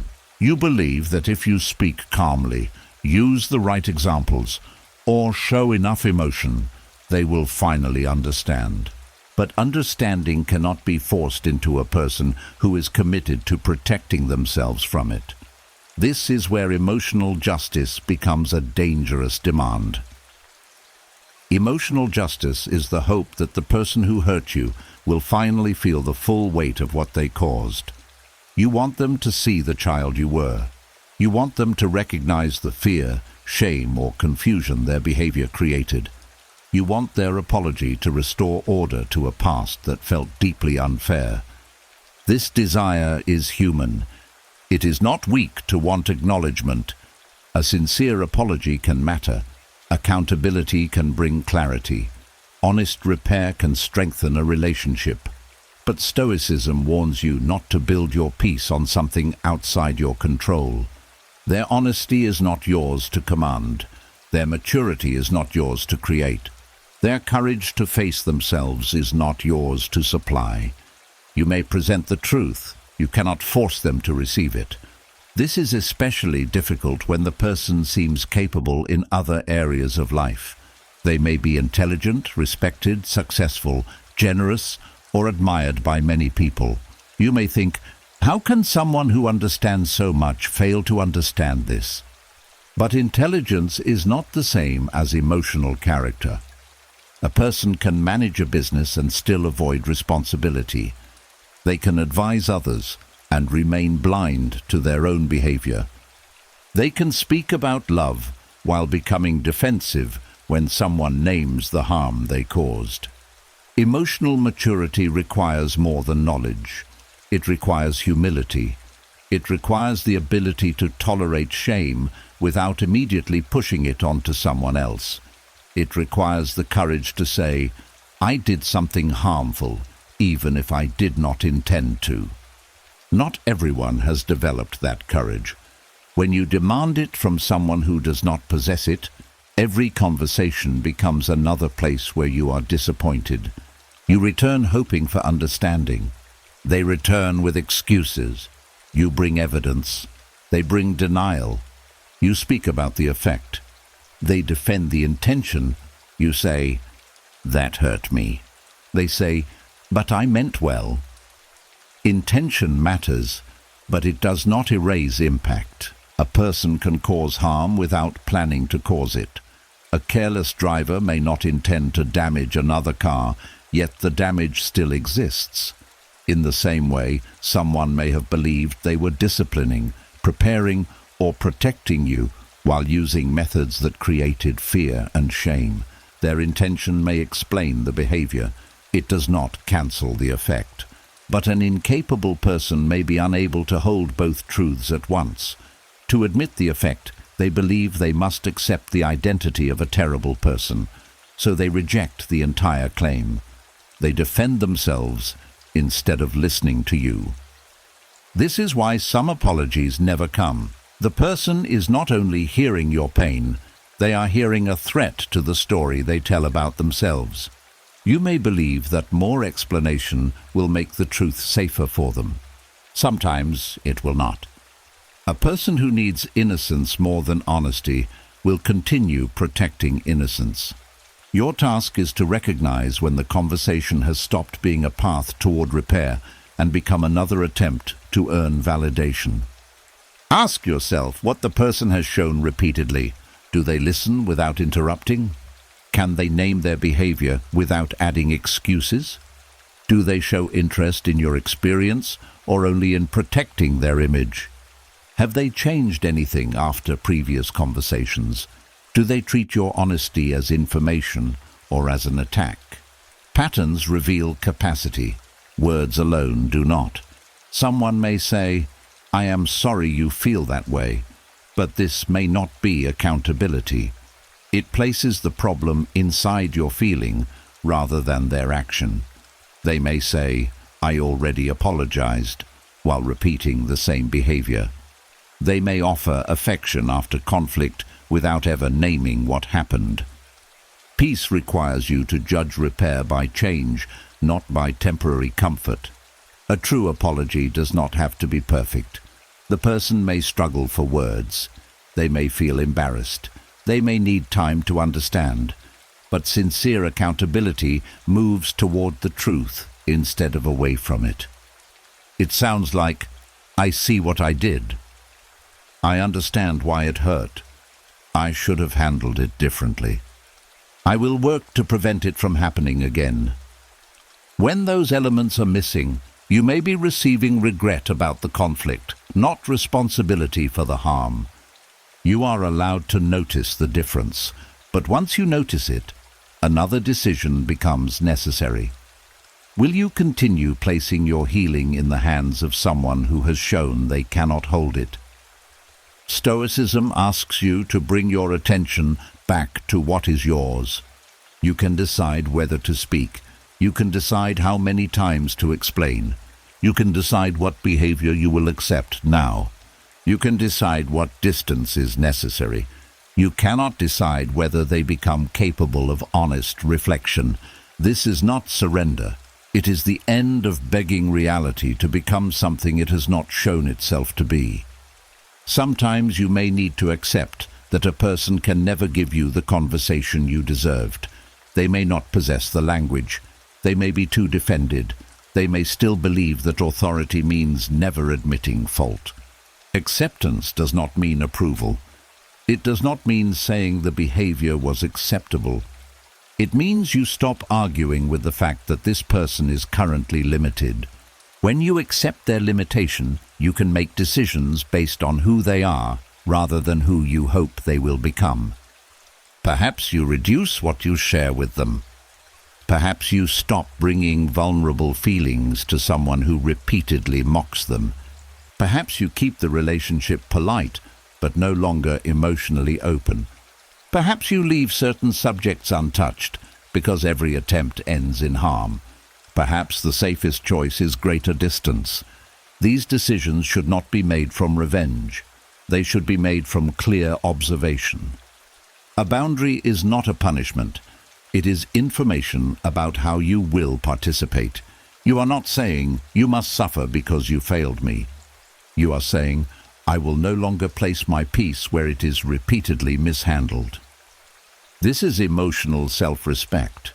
Some people will accuse you of holding a grudge when you stop pretending everything is fine, but forgiveness and access are not the same. You may release the desire to punish someone while still recognizing that closeness is unsafe. You can wish a person no harm and still refuse to trust them. You can understand their wounds and still protect yourself from their behavior. You can stop carrying anger without restoring the old relationship. Stoicism does not demand blind reconciliation. It demands wise conduct. Justice includes truth. Wisdom includes discernment. Self-control includes refusing to return to the same argument merely because the wound wants a different ending. You may need to grieve the apology you will never receive. This grief is not only about words. It is about what the apology would have represented. It would have meant that someone finally saw you. It would have meant the truth was shared. It would have meant the child no longer had to carry the story alone. When the apology does not come, you may feel abandoned again, but another person's refusal to witness your pain does not make the pain unreal. You can acknowledge it yourself. You can say, "What happened affected me. I did not deserve to be spoken to that way. I needed care and did not receive it. I believe my own experience even if they continue denying it." This is not the same as claiming perfect memory or refusing all other perspectives. Mature reason can admit that memory has limits. It can consider context.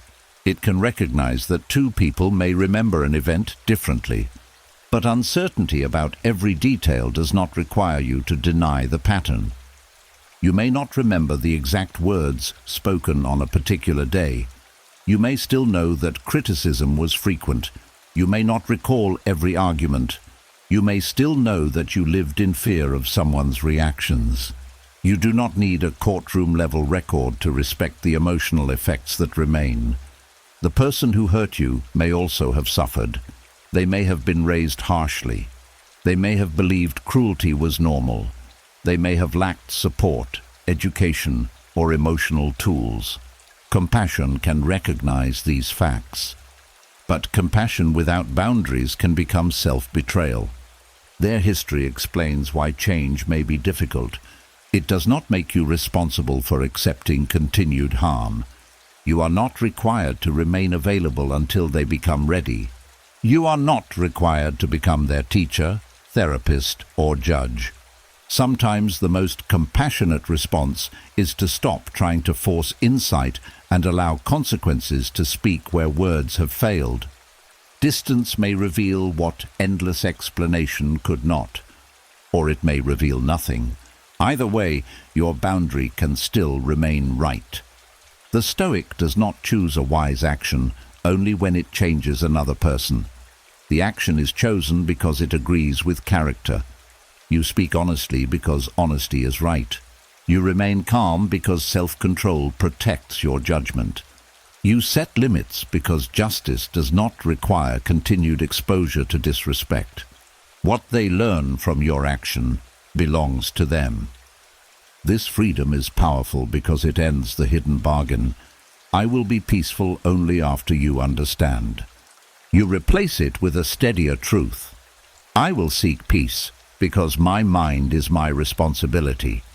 You may still wish they understood. You may still feel sadness when they do not. But the wish no longer becomes a prison. There is also a temptation to seek emotional justice through their suffering.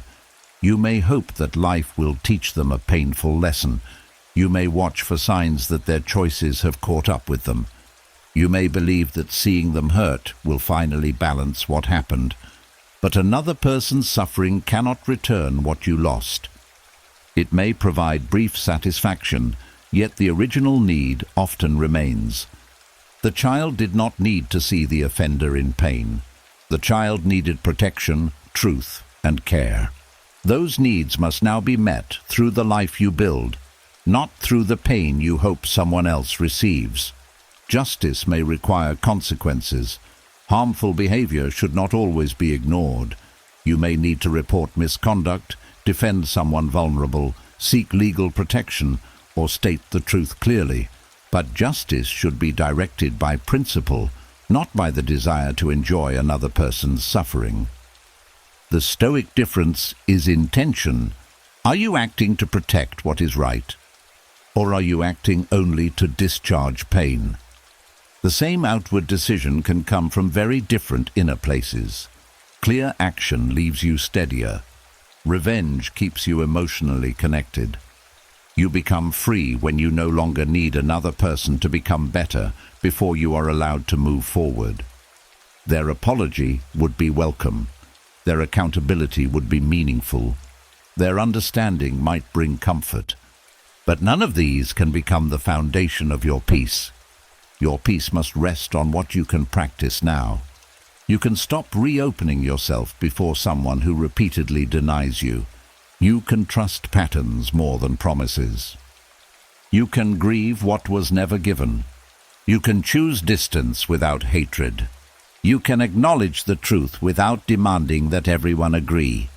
Some people may never develop the character required to meet you honestly. Do not spend your life standing at the door of their conscience, begging to be allowed inside. Turn toward the part of life that is still within reach. The apology may never come. Your freedom still can. And once you stop demanding emotional justice from people who may never be able to give it, your attention can finally return to the person who still needs you now. Not the person who caused the wound. Not the people who refuse to understand it. The person who still needs your steadiness is the part of you that learned to live without enough safety, guidance, or protection. That part of you does not need another promise. It needs proof. It needs to see that you will not keep abandoning yourself to avoid conflict. It needs to know that your needs will no longer be treated as an inconvenience. It needs to feel that mistakes will be corrected without humiliation, and that fear will be met with patience rather than contempt. This is what it means to reparent yourself. It is not about pretending to become a child again. It is not about blaming your past for every present difficulty. It is the daily practice of giving yourself the guidance, structure, protection, and respect that may have been missing when you were young. The work is quiet. It happens in ordinary moments. It happens when you choose not to answer a cruel message immediately. It happens when you stop explaining a boundary to someone determined not to respect it. It happens when you notice exhaustion and rest before your body is forced to stop. It happens when you make a mistake and refuse to repeat the insults once used against you. Daily discipline becomes a form of inner safety. A child feels safe when the adult responsible for them is steady. The adult does not change every rule according to mood. They do not promise protection one day and disappear the next. They do not demand perfect behavior before offering care. Your inner world needs the same steadiness. You cannot tell yourself that you deserve respect in the morning and then allow someone to degrade you by evening because loneliness became uncomfortable. You cannot promise yourself rest, then fill every free moment with obligations because disappointing others feels dangerous. You cannot say that your feelings matter while repeatedly choosing people who mock them. The younger part of you watches what you do more closely than what you say. Each decision teaches it what kind of protection is available now. When you keep a boundary, you say, "I will not trade our peace for temporary approval." When you leave disrespect, you say, "We are no longer trapped." When you speak honestly, you say, "Our voice is allowed to exist." When you correct yourself without cruelty, you say, "Mistakes no longer place love at risk." These messages become believable because they are expressed through action. Stoic discipline gives this process structure. It asks you to focus on what is within your control, your judgments, choices, responses, habits, and values. You may not control who approves of your boundaries. You may not control whether someone becomes angry when you change. You may not control how quickly old emotions disappear. But you can control whether you continue acting against your own wisdom. This is where self-respect is rebuilt. Self-respect is not simply a warm feeling toward yourself. Feelings change. Some days you may feel confident, other days you may doubt everything. If self-respect depends only on emotion, it will become unstable. Real self-respect is conduct.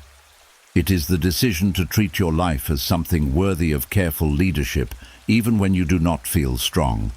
It is keeping a promise to yourself when no one else will know whether you broke it. It is refusing to speak to yourself in a way you would never speak to someone vulnerable. It is correcting poor behavior because your character matters, not because you hate yourself. It is choosing what protects your long-term peace instead of what removes discomfort for a few minutes. A wounded child often seeks immediate relief. When fear rises, the child wants the feeling to end now. This can lead the adult toward quick choices, sending the angry message, returning to an unhealthy person, agreeing to an unwanted request, spending carelessly, avoiding an important task, or escaping into distraction. Wise reparenting does not shame the desire for relief. It understands it, then it asks what the choice will cost tomorrow. A good parent does not give a child everything the child wants in the moment. They consider what supports growth, health, and safety. Your adult mind must do the same. You may want to avoid a difficult conversation because silence feels easier tonight. But if silence allows resentment to grow, it may not be the caring choice. You may want to return to someone who repeatedly hurt you because the distance feels lonely. But if closeness requires self-betrayal, returning may not be protection. You may want to work without rest because productivity earns praise. But if exhaustion is destroying your judgment, continuing may not be discipline. Measured reactions create inner safety because they show that strong emotion no longer controls every decision. The Stoics did not ask people to become emotionless. They taught that the first emotional movement does not have to become the final action. Anger may rise, fear may appear, shame may return. Pause before giving them authority. Ask what happened. Ask what you are assuming. Ask what belongs to you. Ask what response agrees with the person you want to become. This pause is a form of protection. As a child, you may have lived around adults who reacted before thinking. Their anger entered the room before reason. Their words became sharp before they understood the situation. You may have learned that emotion meant danger because emotion was often followed by punishment, withdrawal, or humiliation. Now you can create a different pattern within yourself. You can feel anger without attacking.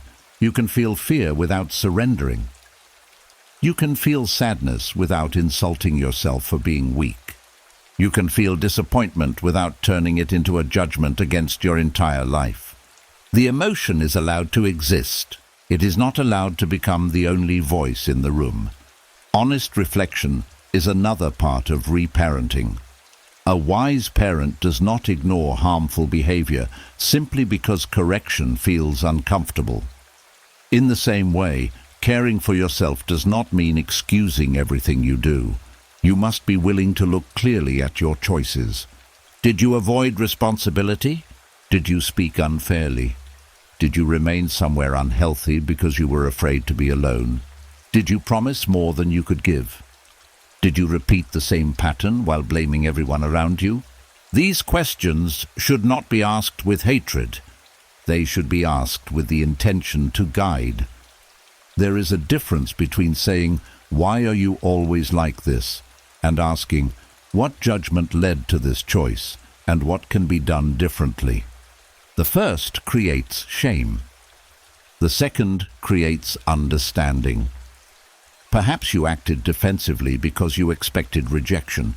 Perhaps you remained silent because disagreement once felt dangerous. Perhaps you became controlling because uncertainty frightened you.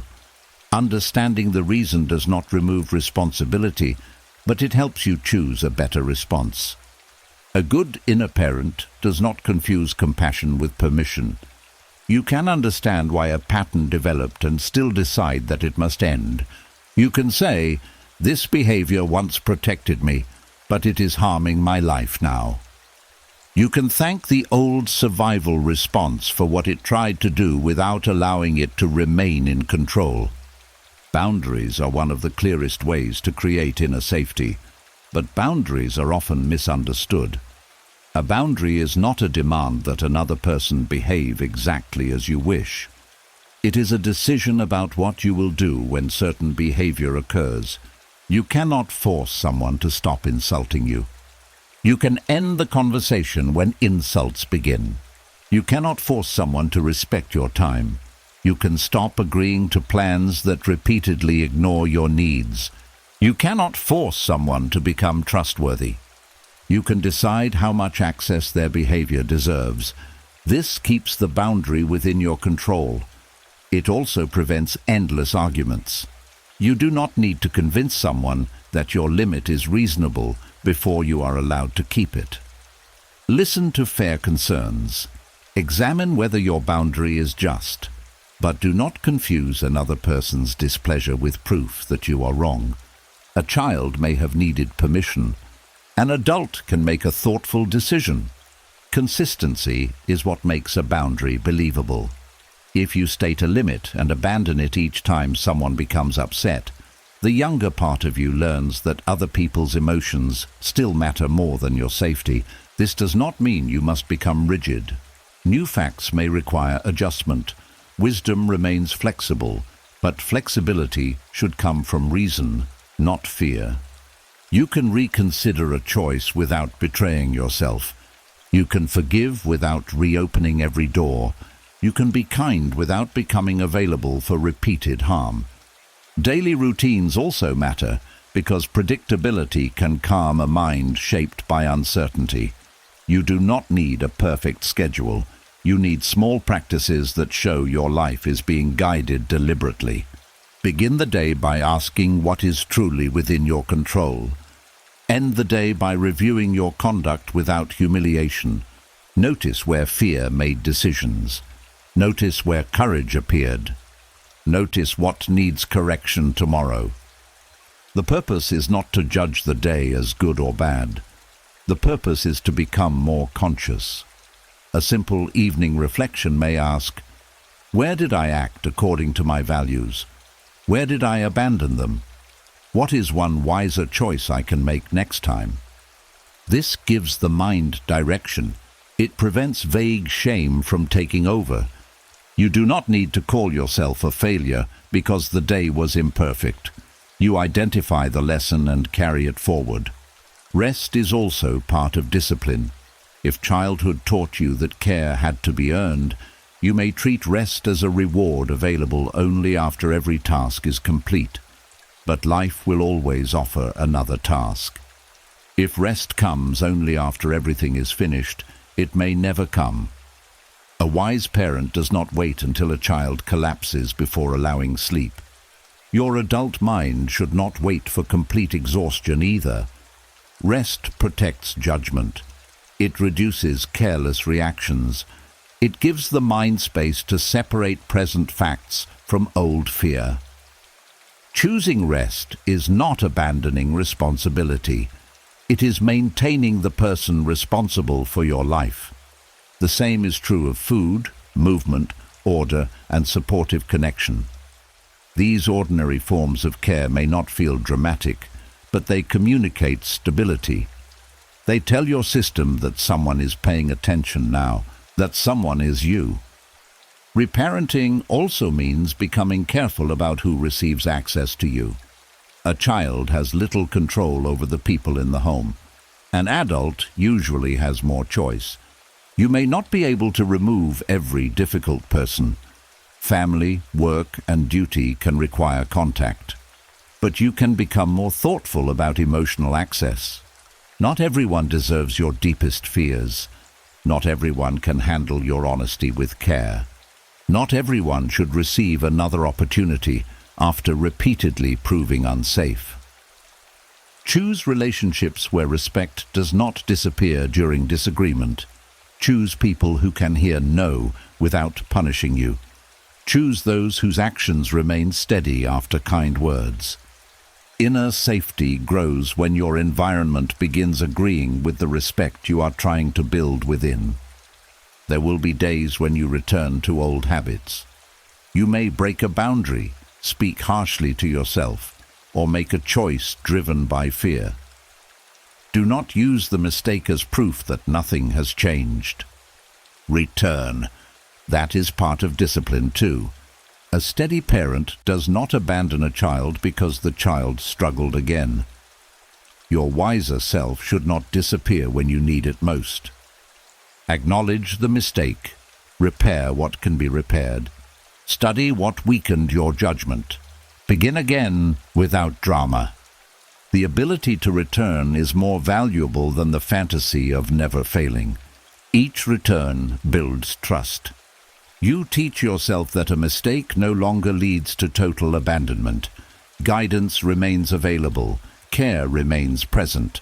Responsibility continues without cruelty. This is how the inner world becomes safer.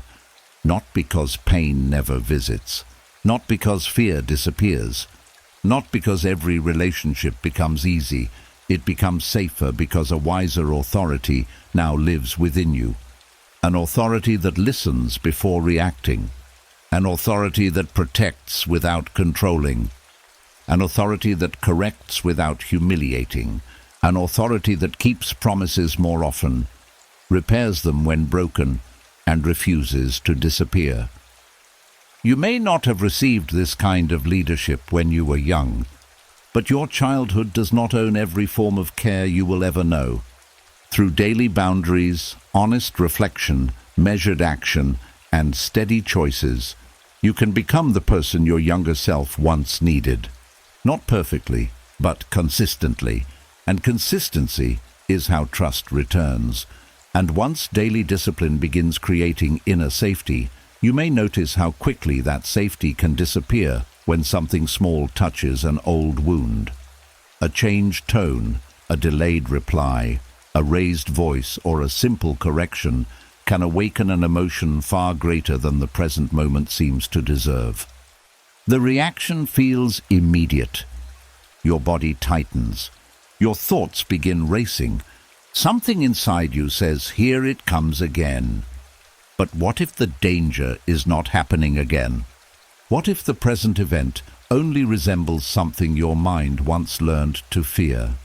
A trigger is often a bridge between now and then. Something in the present carries the same tone, expression, silence, movement or feeling as a painful experience from childhood. Before reason can study what is happening, the mind reaches into its old records and prepares the same response that once protected you. This does not mean the emotion is false. It means the emotion may be responding to more than what is directly in front of you. Perhaps someone speaks firmly, and your body reacts as if you are about to be humiliated. The person may only be expressing disagreement, but the tone resembles the voice of an adult who once made disagreement dangerous. Perhaps someone needs time alone, and you immediately feel unwanted. Their need for space may be reasonable, but the silence resembles the withdrawal once used to punish you. Perhaps you receive feedback about your work, and shame floods your mind. The correction may be specific and respectful, but it resembles the moments when mistakes were treated as proof that you were foolish. The present event touches an old interpretation. The old interpretation creates the emotional force. Stoicism teaches that events do not enter the mind with one fixed meaning. The mind forms a judgment about them. This judgment often happens quickly, especially when the event resembles something painful. A person becomes quiet. The event is silence. The judgment may be, they are angry with me. A friend cancels a plan. The event is cancellation. The judgment may be, I am not important. A manager asks to speak with you. The event is a conversation request. The judgment may be, I have done something terrible. The event may be real. The meaning is often an interpretation. Your task is to separate them. This is difficult during a strong reaction because the interpretation does not feel like a possibility. It feels like a fact. Fear speaks with certainty. It does not say, perhaps this person is upset. It says, you are in danger. It does not say, this situation reminds you of rejection. It says, you are being rejected. The body may respond before you have gathered enough evidence. Your heart may beat faster. Your muscles may become tense. You may feel the urge to run, defend yourself, apologize, attack, or become completely silent. These first movements are not proof that you are weak or irrational. They show that your mind learned certain forms of protection. The problem begins when the first reaction becomes the final decision.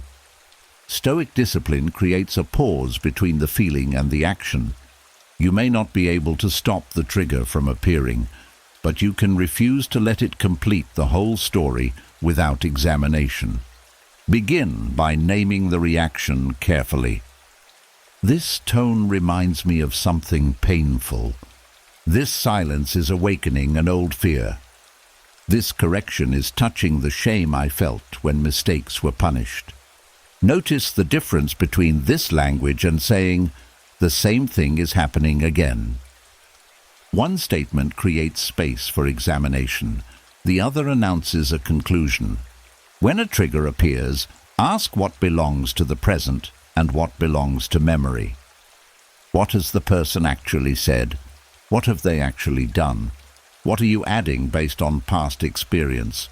What information is still missing? These questions bring you back to facts. Suppose someone you care about becomes quieter than usual. The trigger may say that they are losing interest or preparing to leave.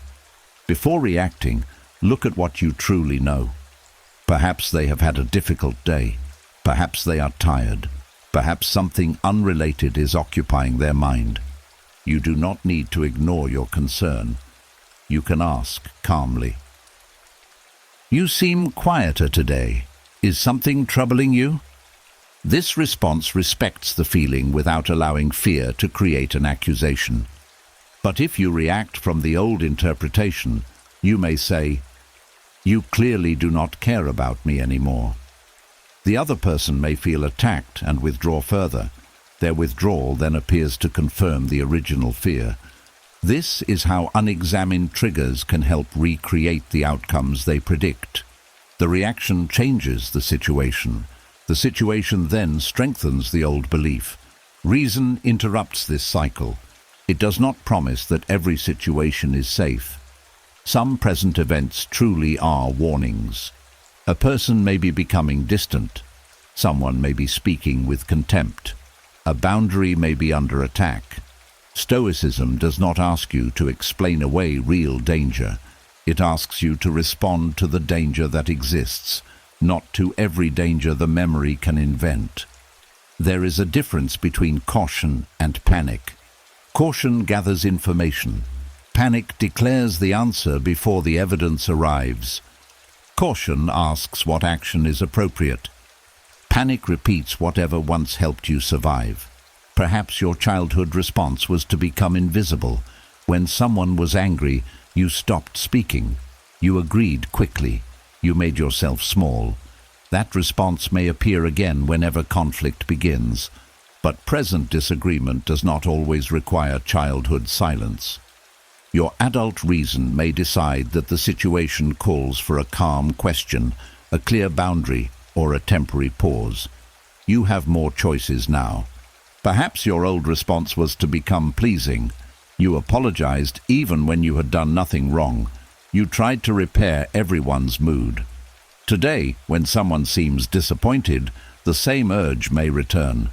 Pause before taking responsibility. Ask whether you actually caused harm.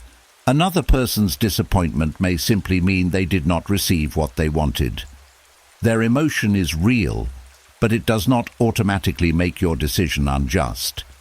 You may have said no to an unreasonable request.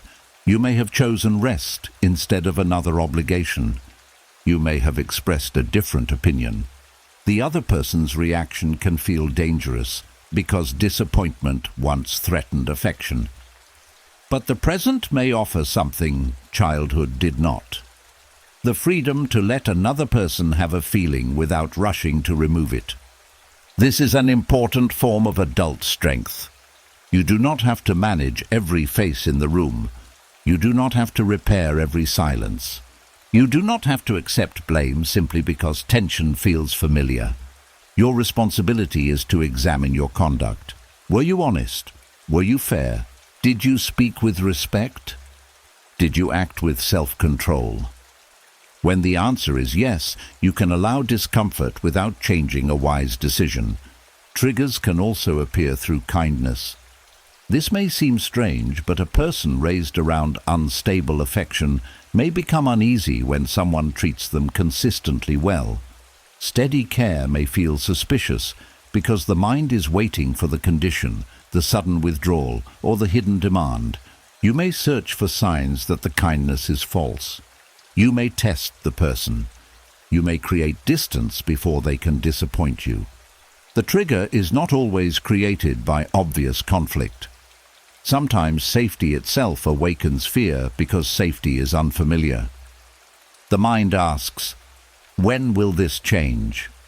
Reason answers, "I will judge this person by their repeated conduct, not by what happened with someone else."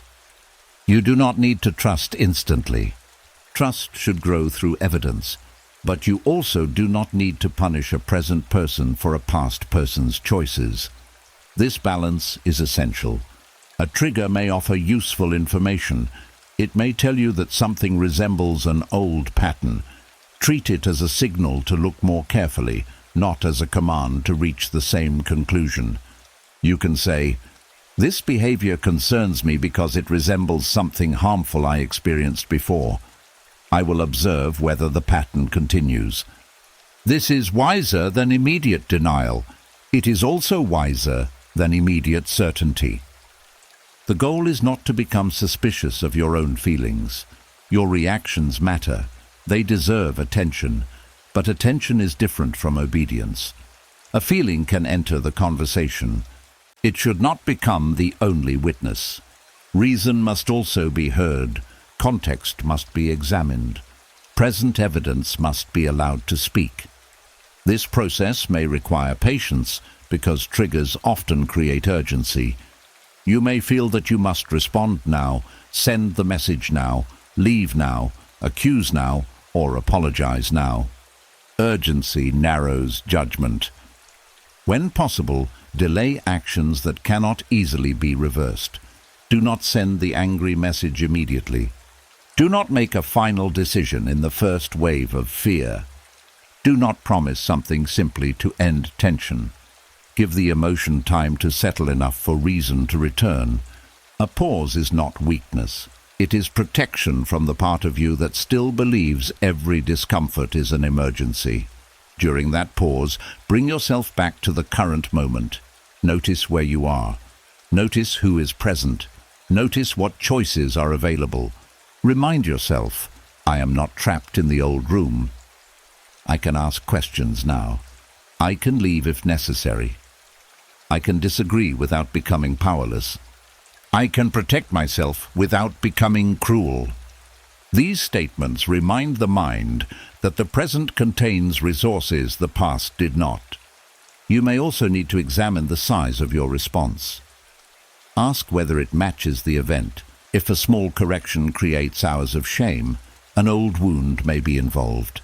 If a delayed message creates complete certainty of abandonment, memory may be filling the silence. If a minor disagreement makes you feel that the relationship is over, the present event may have touched an older fear. This does not make your reaction foolish. It makes it layered. Part of the emotion belongs to now. Another part may belong to many earlier moments that were never fully processed. Do not shame yourself for the size of the feeling. Use its size as information.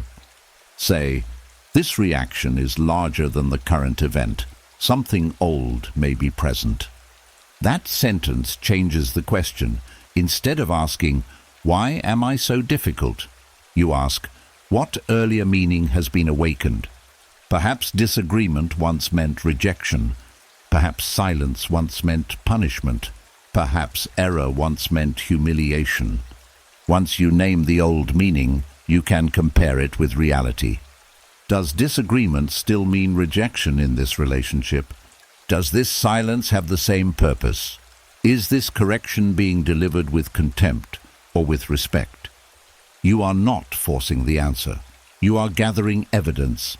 Sometimes the evidence will show that the present situation is healthy. Then the work is to remain present long enough for your mind to learn a new outcome. You survive the disagreement, and the relationship remains. You admit a mistake and receive correction without humiliation.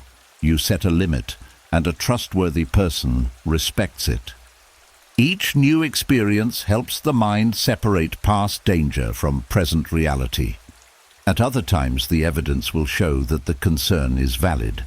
Someone may repeatedly withdraw affection to control you. A person may use your mistakes to shame you. They may react badly whenever you express a need. Then the trigger has helped you notice something important, but even when danger is present, you can respond from adult reason rather than childhood panic. You can state what you see. You can set a consequence. You can seek support. You can reduce access. You can leave. You do not need to become helpless simply because something resembles the past. The resemblance may be real. Your position is different. This is one of the deepest truths your mind must learn. The feeling may be old, but the choices are new. You are no longer limited to freezing, pleasing, hiding, or attacking. You can observe. You can ask. You can wait.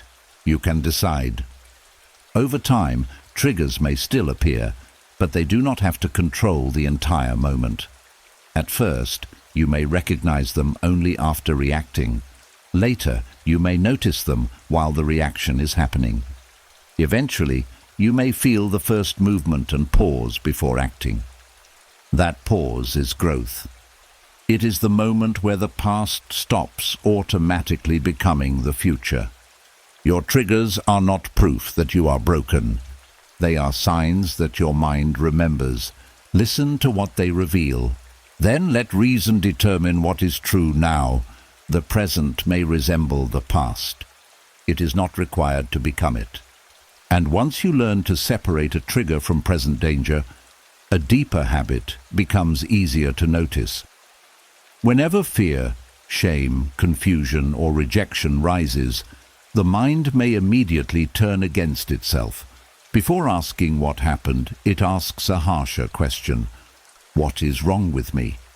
It sounds like a search for understanding, but often it is an accusation disguised as a question. The moment you ask it, you assume that something inside you must be defective. You do not yet know what happened, what you believed, or what the situation requires. Still, the investigation begins with you already declared guilty. A friendship becomes tense, and you ask what is wrong with you. You struggle with a task, and you ask why you are so incapable. You feel deeply affected by someone's words, and you wonder why you cannot simply be stronger. You need reassurance, rest, help, or space, and the mind treats the need itself as evidence of failure. The question does not create clarity, it creates shame. And shame rarely examines anything carefully. It reaches for broad labels. It tells you that you are weak, difficult, broken, too emotional, too needy, or impossible to understand. These words describe no specific problem. They offer no useful direction. They only turn your whole identity into the problem that must be solved. Stoicism offers a different form of inquiry. Instead of asking, "What is wrong with me?" ask, "What judgment have I formed about this situation?" This question changes everything. It does not assume that you are defective. It looks at the meaning your mind has attached to what happened. Perhaps someone disagreed with you. The event was disagreement. The judgment may be, if they disagree with me, they no longer respect me. Perhaps you made a mistake. The event was an error. The judgment may be, a capable person would never have done this. Perhaps someone did not respond as warmly as you expected. The event was a change in tone. The judgment may be, I must have done something that made them stop caring. The emotion often follows the judgment. If disagreement means rejection, fear rises. If a mistake means worthlessness, shame rises. If another person's silence means abandonment, panic rises. The emotion may feel like the first thing that happened, but beneath it there is often an interpretation. Stoic inquiry brings that interpretation into the light. Once you can see the judgment, you can ask whether it is reasonable. Does disagreement truly mean that respect has disappeared? Does one mistake prove complete inability? Does a quiet response provide enough evidence to conclude that you are unwanted? Perhaps the answer is no. Perhaps the judgment was shaped by childhood rather than by present facts. This is a far more useful discovery than deciding something is wrong with you. The question, what is wrong with me, is too large. It takes one difficult moment and spreads it across your entire character. It leaves you with a feeling of defect, but no clear action. A better question is specific. What exactly am I feeling? What event awakened this feeling? What story am I telling myself about it? What evidence supports that story? What remains within my control?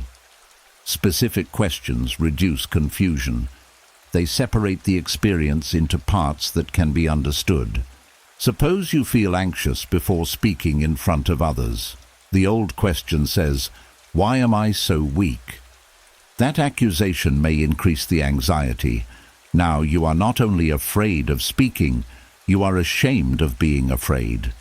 Stoic inquiry asks something different. What judgment am I making about speaking? You may discover that you believe one mistake will cause everyone to lose respect for you. You may expect the room to respond like a classroom where you were once embarrassed. Now the problem is clearer.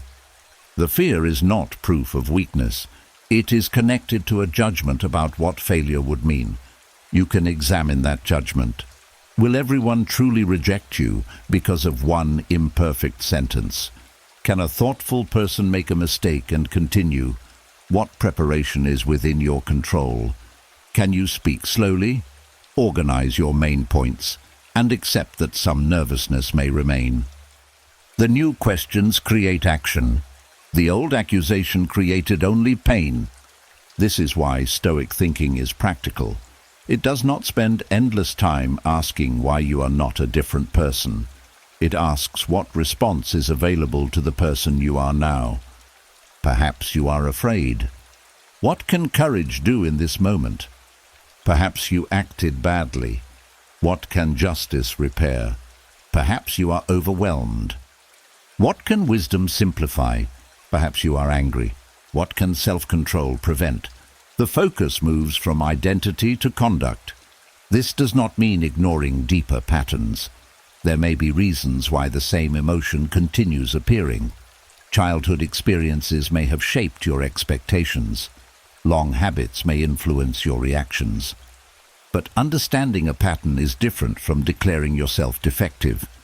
You can say, "I learned to expect rejection," instead of, "Something is wrong with me."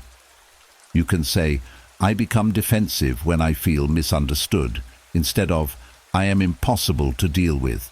You can say, "I struggle to trust because trust was often broken," instead of, "I am incapable of love." The first statements describe patterns. Patterns can be examined and changed. The second statements create identities. Identities can feel permanent. Language determines whether the door remains open. There will also be times when the answer is not that an old judgment is false. Sometimes your discomfort is revealing that you acted against your values. Perhaps you lied to avoid consequences. Perhaps you spoke cruelly because anger felt powerful. Perhaps you neglected an important responsibility. Perhaps you blamed another person for a choice that belonged to you. Stoicism does not protect you from honest accountability. But even here, what is wrong with me remains the wrong question. A better question is, what judgment led me to believe that action was acceptable or necessary? Maybe you believed that telling the truth would make you unsafe. Maybe you believed that hurting someone first would protect you from being hurt. Maybe you believed that avoiding the task would remove the pressure. The judgment may have been poor. Now it can be corrected. You can accept responsibility without turning the mistake into your identity. I acted dishonestly. I spoke unfairly. I avoided what I should have faced. These statements are serious, but they are also specific. Specific truth creates the possibility of repair. You can apologize, you can replace what was damaged. You can make a plan, you can choose differently when the same pressure returns. Calling yourself a terrible person may feel like accountability, but it can become another way of avoiding the actual work. Shame keeps attention on how bad you feel. Responsibility directs attention toward what must now be done. The Stoic asks, "What is mine to correct?" This question prevents both self-hatred and self-excuse. You do not deny the action. You do not destroy the person. You bring the focus back to choice. Many people ask what is wrong with them when the real problem is not internal defect, but an unhealthy environment. You may feel anxious because someone is unpredictable. You may feel exhausted because every boundary is challenged. You may feel confused because another person changes the rules and then blames you for not understanding. Before concluding that you are the problem, examine the conditions around you.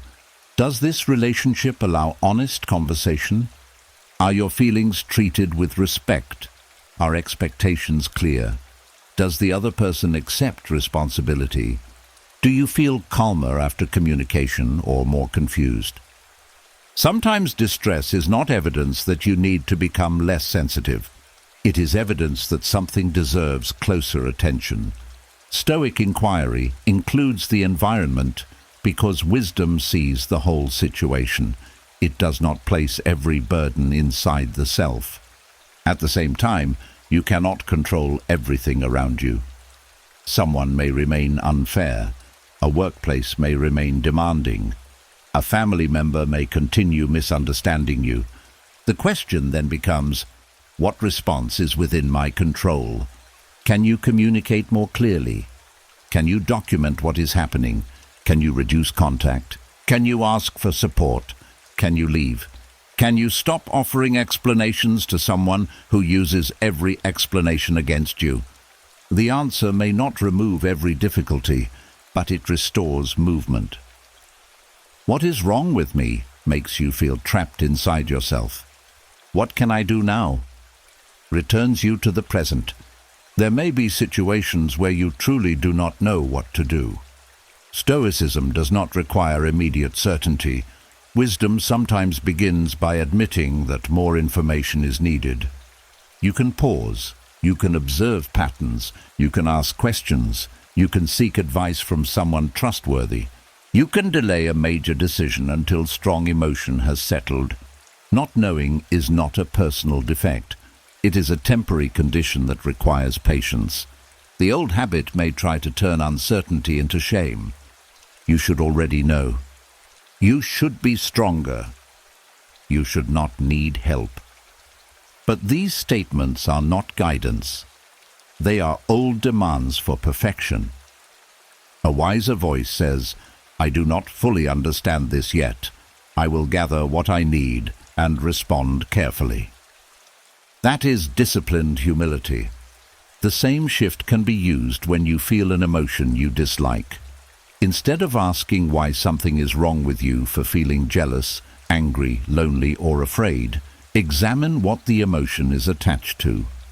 Jealousy may reveal a comparison or fear of being replaced. Anger may reveal a judgment that something unfair occurred. Loneliness may reveal a need for connection. Fear may reveal a prediction of danger. The emotion does not automatically tell you what to do, but it can help you discover the judgment beneath it. Then reason decides whether the judgment is accurate and what response is wise. Jealousy does not give permission to control another person. Anger does not give permission to humiliate. Loneliness does not require returning to someone unsafe. Fear does not always require escape. The feeling is information. Your character chooses the action. This is the balance Stoicism protects. You neither shame yourself for being human, nor allow every emotion to govern your conduct. You investigate. You question. You choose. Replacing the old question takes practice, because self-blame may arrive quickly. You may hear, "What is wrong with me?" before you even realize it has appeared. When it does, do not punish yourself for asking it. Pause and replace it. What happened? What did I make it mean? Is that meaning supported by the facts? What part belongs to the past? What action belongs to me now?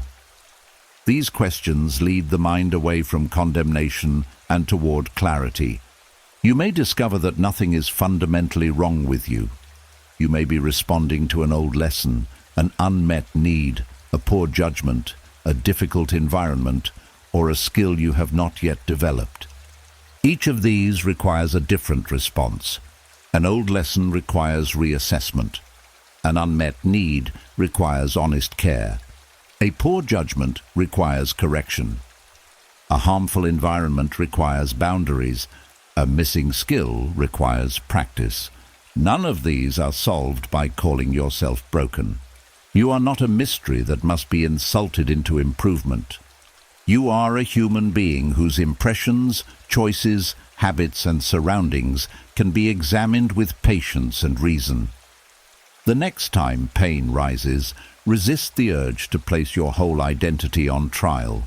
Do not ask what is wrong with your entire being. Ask what judgment is operating. Ask whether it is fair. Ask what virtue requires. Ask what remains within your control. The old question searches for a defect. The Stoic question searches for the next wise response. The words that wounded you as a child may have followed you for years, but they were never meant to become the voice that leads your life. They were judgments spoken by imperfect people, shaped by their fear, anger, ignorance, and unhealed pain. They were not final verdicts on your worth. Stoicism does not ask you to deny what happened. It asks you to stop giving the past control over what happens next. You can question the labels, return the shame, correct the old judgments, and choose your present actions with wisdom. You can feel the memory without obeying it. You can hear the old voice without allowing it to speak last. The child within you does not need revenge. That child needs the steady protection of the adult you have become. Each honest boundary, measured reaction, and courageous choice becomes proof that the past is no longer in charge. You may never erase every painful word from memory, but you can erase its authority. Before you leave, write this in the comments: "The past no longer speaks for me." Let those words mark the moment you chose to take your voice back. And subscribe to the channel for more Stoic wisdom to strengthen your mind, protect your peace, and guide your life.